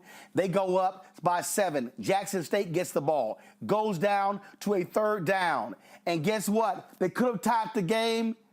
This happened, and we were in the right spot, and I shot this, and I was sitting there going, I cannot believe what just happened.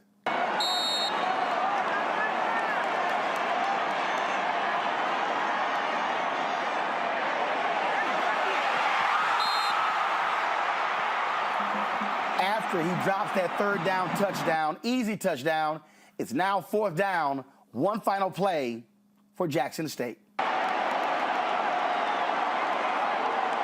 they could get a 1st down.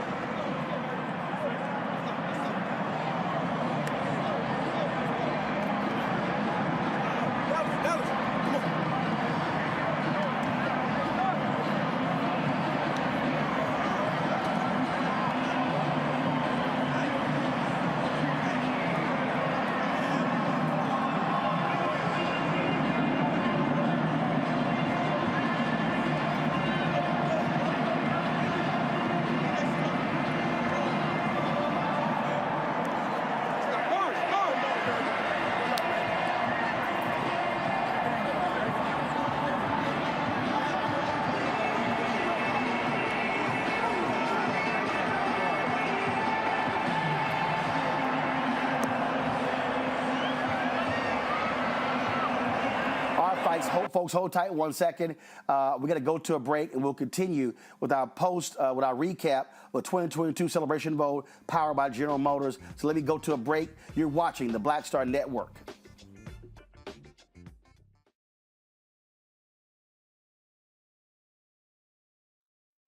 America's Wealth Coach, and my new show, Get Wealthy, focuses on the things that your financial advisor and bank isn't telling you, but you absolutely need to know. So watch Get Wealthy on the Black Star Network. Hi, I'm Dr. Jackie Hood Martin, and I have a question for you. Ever feel as if your life is teetering and the weight and pressure of the world is consistently on your shoulders? Well, let me tell you, living a balanced life isn't easy. Join me each Tuesday on Black Star Network for A Balanced Life with Dr. Jackie. We'll laugh together, cry together, pull ourselves together, and cheer each other on. So join me for new shows each Tuesday on Black Star Network, A Balanced Life with Dr. Jackie.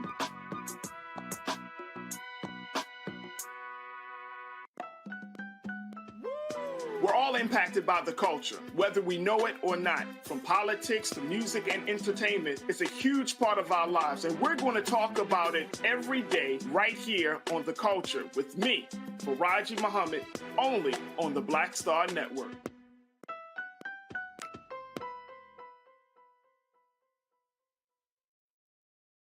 Pull up a chair, take your seat. The Black Tape with me, Dr. Greg Carr, here on the Black Star Network. Every week, we'll take a deeper dive into the world we're living in. Join the conversation only on the Black Star Network. My name is Charlie Wilson. Hi, I'm Sally Richardson Whitfield. And I'm Dodger Whitfield. Hey everybody, this is your man Fred Hammond, and you're watching Roland Martin, my man, Unfiltered.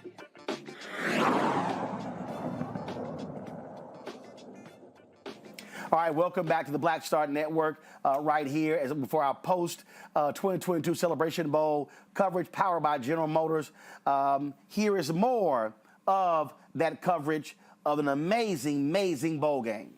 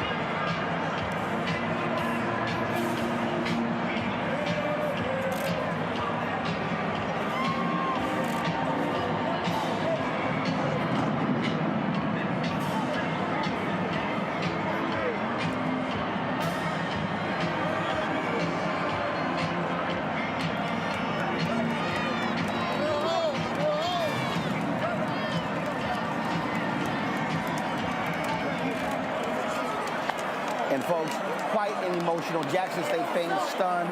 They were undefeated going into this game. Their only loss of the season, not winning the HBCU National Championship. And so North Carolina Central players and coaches, and they already celebrated Coach Deion Sanders was doing his part to console his team, console his players.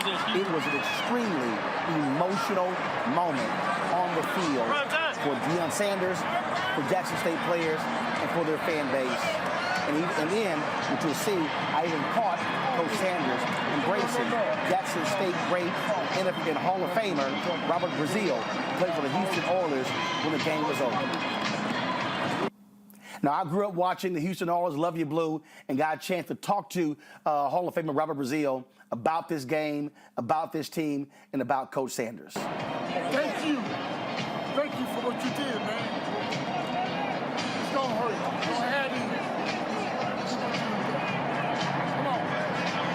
You're a man about it. It's gonna hurt. Where at? Where at? Your thoughts just about this team? They didn't win the final game. Your thoughts about just this team? Very, very. I knew what they were. And they tried.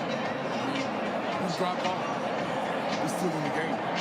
So it's not like it's nothing to be said about it. It's going to hurt because we lost.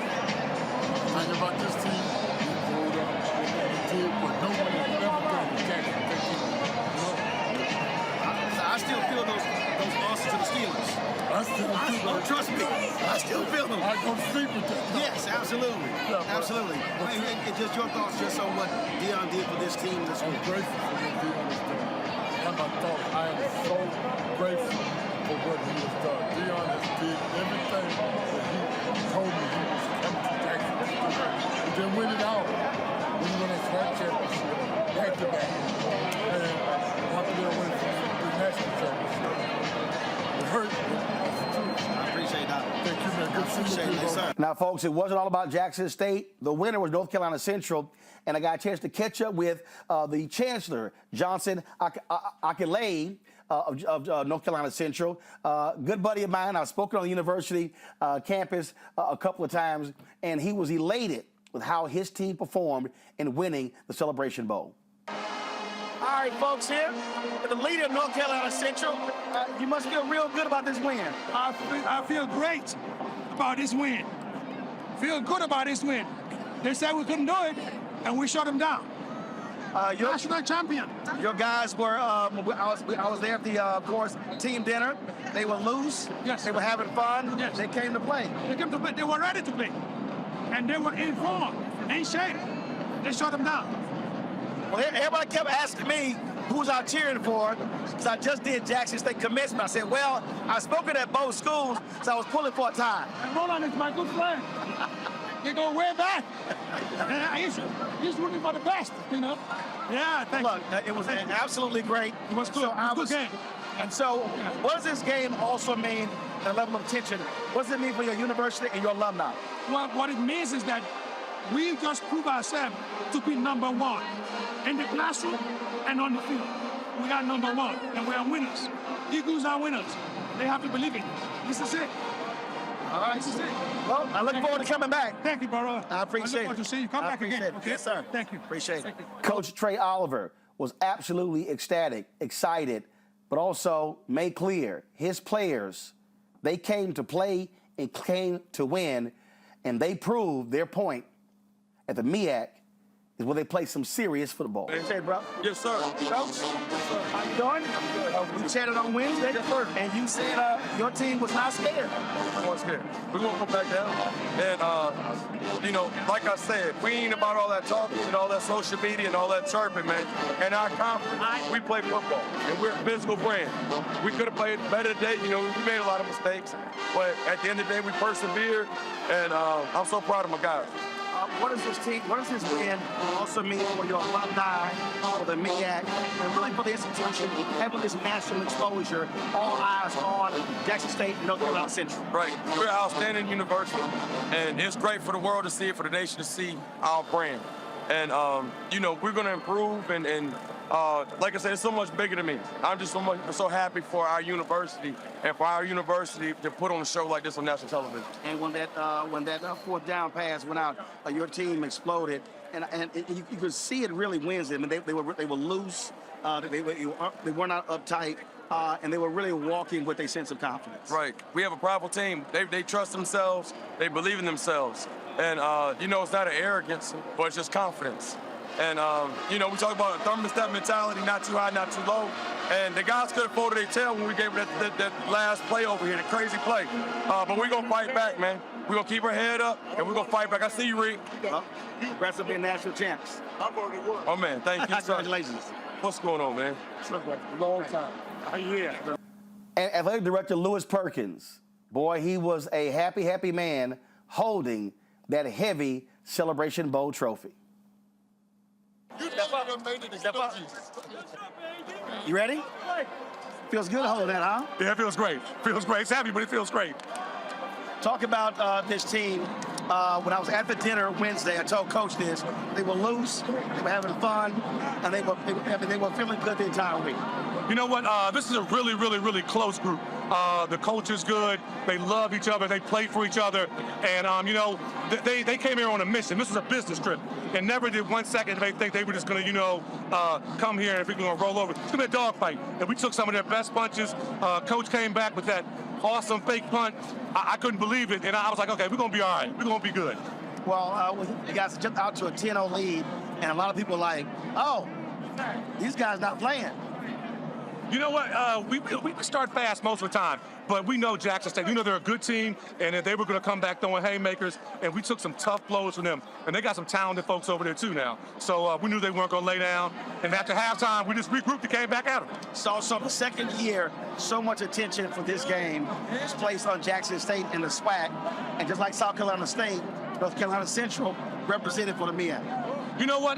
The MEAC brand of football is fierce. It's tough, it's physical, and it might be 6 teams, but every week's a dog fight, and nobody backs down from anybody. So what you see is what you get with Smash Mouth football, and we were able to win today. All right, congratulations. So much, man. National champs. Thank you. Hold on. Thank you. Good. Appreciate it. Get Bulldog. Come take this thing. Bulldog. Wait, picture what you know. Yeah. I can't give it up. Okay, I cannot give it up, Coach. Thank y'all. Get Bulldog. Let us know we good. Oh, yeah. Congratulations, Coach. Thank you. Thank y'all so much.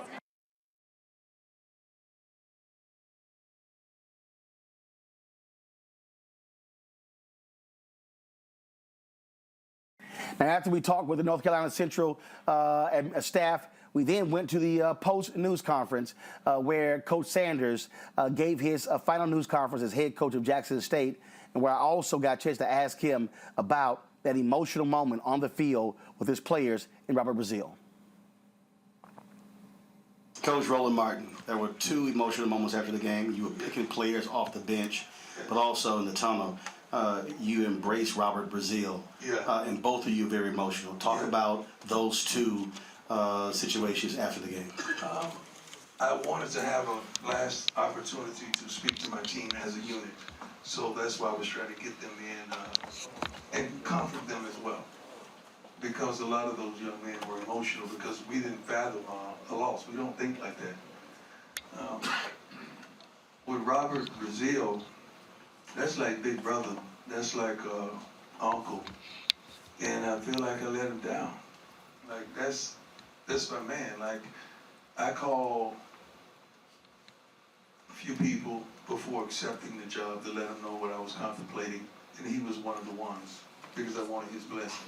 And I wanted to understand the lay of the land because I didn't really know a lot about the HBCUs. And he's been there every step of the way. He's done things that you don't even understand. But he's been there for me to give me guidance and comfort and love and wisdom. And I sincerely love him. And I feel as though I let him down. And that's going to be with me for the rest of my life. I love him that much. He's in the meetings on Friday just to be there for us. He's always there. Whenever he could make the games, he's there. And the young men love him, not because of what he's accomplished, but who he is to us. And I just feel that way. So for everything that you did, how do you feel like you let them down? For everything you accomplished? We lost, man. We lost twice. I'm a winner. I know I don't just measure. I'm sorry, sis. I just gotta complete. I apologize. I don't measure everything by W's and L's because, you know, graduation rate, people staying out of trouble legally, think we have several kids that are fathers. I want them to be great fathers. You can't measure that kind of stuff. But, you know, not winning, you measure that kind of stuff. But I feel like we won, but we didn't win that game. But that's just me. I just feel like I let him down. And that hurts. I love him that much. I want to make note to a man that's been there for me. You know, throughout all this, I've lost several people through this short journey of Jackson. And my pastor was one of them. And God sent me another man that has filled that void and then some. Is Pastor Smith, you here? God, I love you, my brother.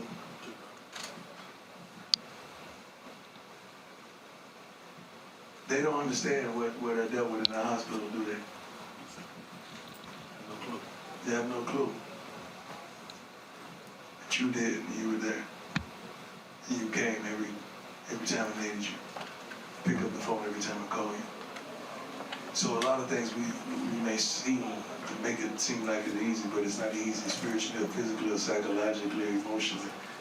But God will send you a man, and God sent you. So I just wanted to recognize you in your city, in your town, and let you know how much you mean to me. I love you, Pastor. You good, sis? Hey, guys, some of you I may never run across again. I hope I do. Dr. Gabriel, I love your colors. Way to change the game up on them. Hey, but let me tell you something. We would have never gotten to the level that we've gotten to if it had not been for y'all. The good and the bad. You know, some of y'all just got a negative pen and you're going to do what you do. God bless you. I need you too. I need y'all too. Because then another guy with a positive pen is going to flip that whole thing. But thank you just for shining light on HBCUs. I'm not walking away. I'm going to still always love HBCUs in my time. Ashley Robinson gave me an opportunity that was phenomenal, and I was able to maximize my moments. But if it had not been for those opportunities, I probably wouldn't have received those other opportunities that I have received. So I'm forever in debt. I'm going to miss the Sonic Boom with all my heart. Dr. Little, our cheerleaders. I mean, so many people. I can't be on to have a roll call. But I thank y'all, each and every last one of y'all, for what you've contributed. White, black, Hispanic, Asian, anybody that has ever reported, not on just me, but HBCUs, and uplift this whole movement. The movement don't stop with a man, although it may have started. The movement gonna continue with a plan. I'm gonna say that again. The movement don't stop with a man, although it may have started like that. But the movement is gonna continue with a plan. God bless. Nobody clapping me? Walk around. Yeah, let y'all.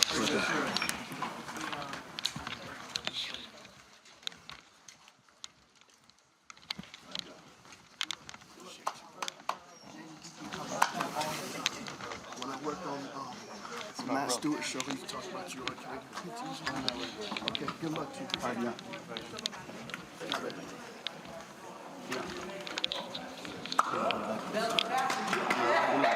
Appreciate you, my brother. All good, man. All good. Let him go. What's up, guy? Good to see you again. All right, folks, that's it for today's show. I appreciate General Motors partnering with us for our coverage of the Celebration Bowl. It was a fantastic, fantastic game. Plus, we also partnered with them for the Bayou Classic and the SWAC Championship as well. If y'all want to see any of that coverage, simply go to the Black Star Network app and you can check it out. Folks, that is it. I got to go. I'll see you guys tomorrow right here on the Black Star Network. I'm Roland Martin. You know how we always end it. Halt!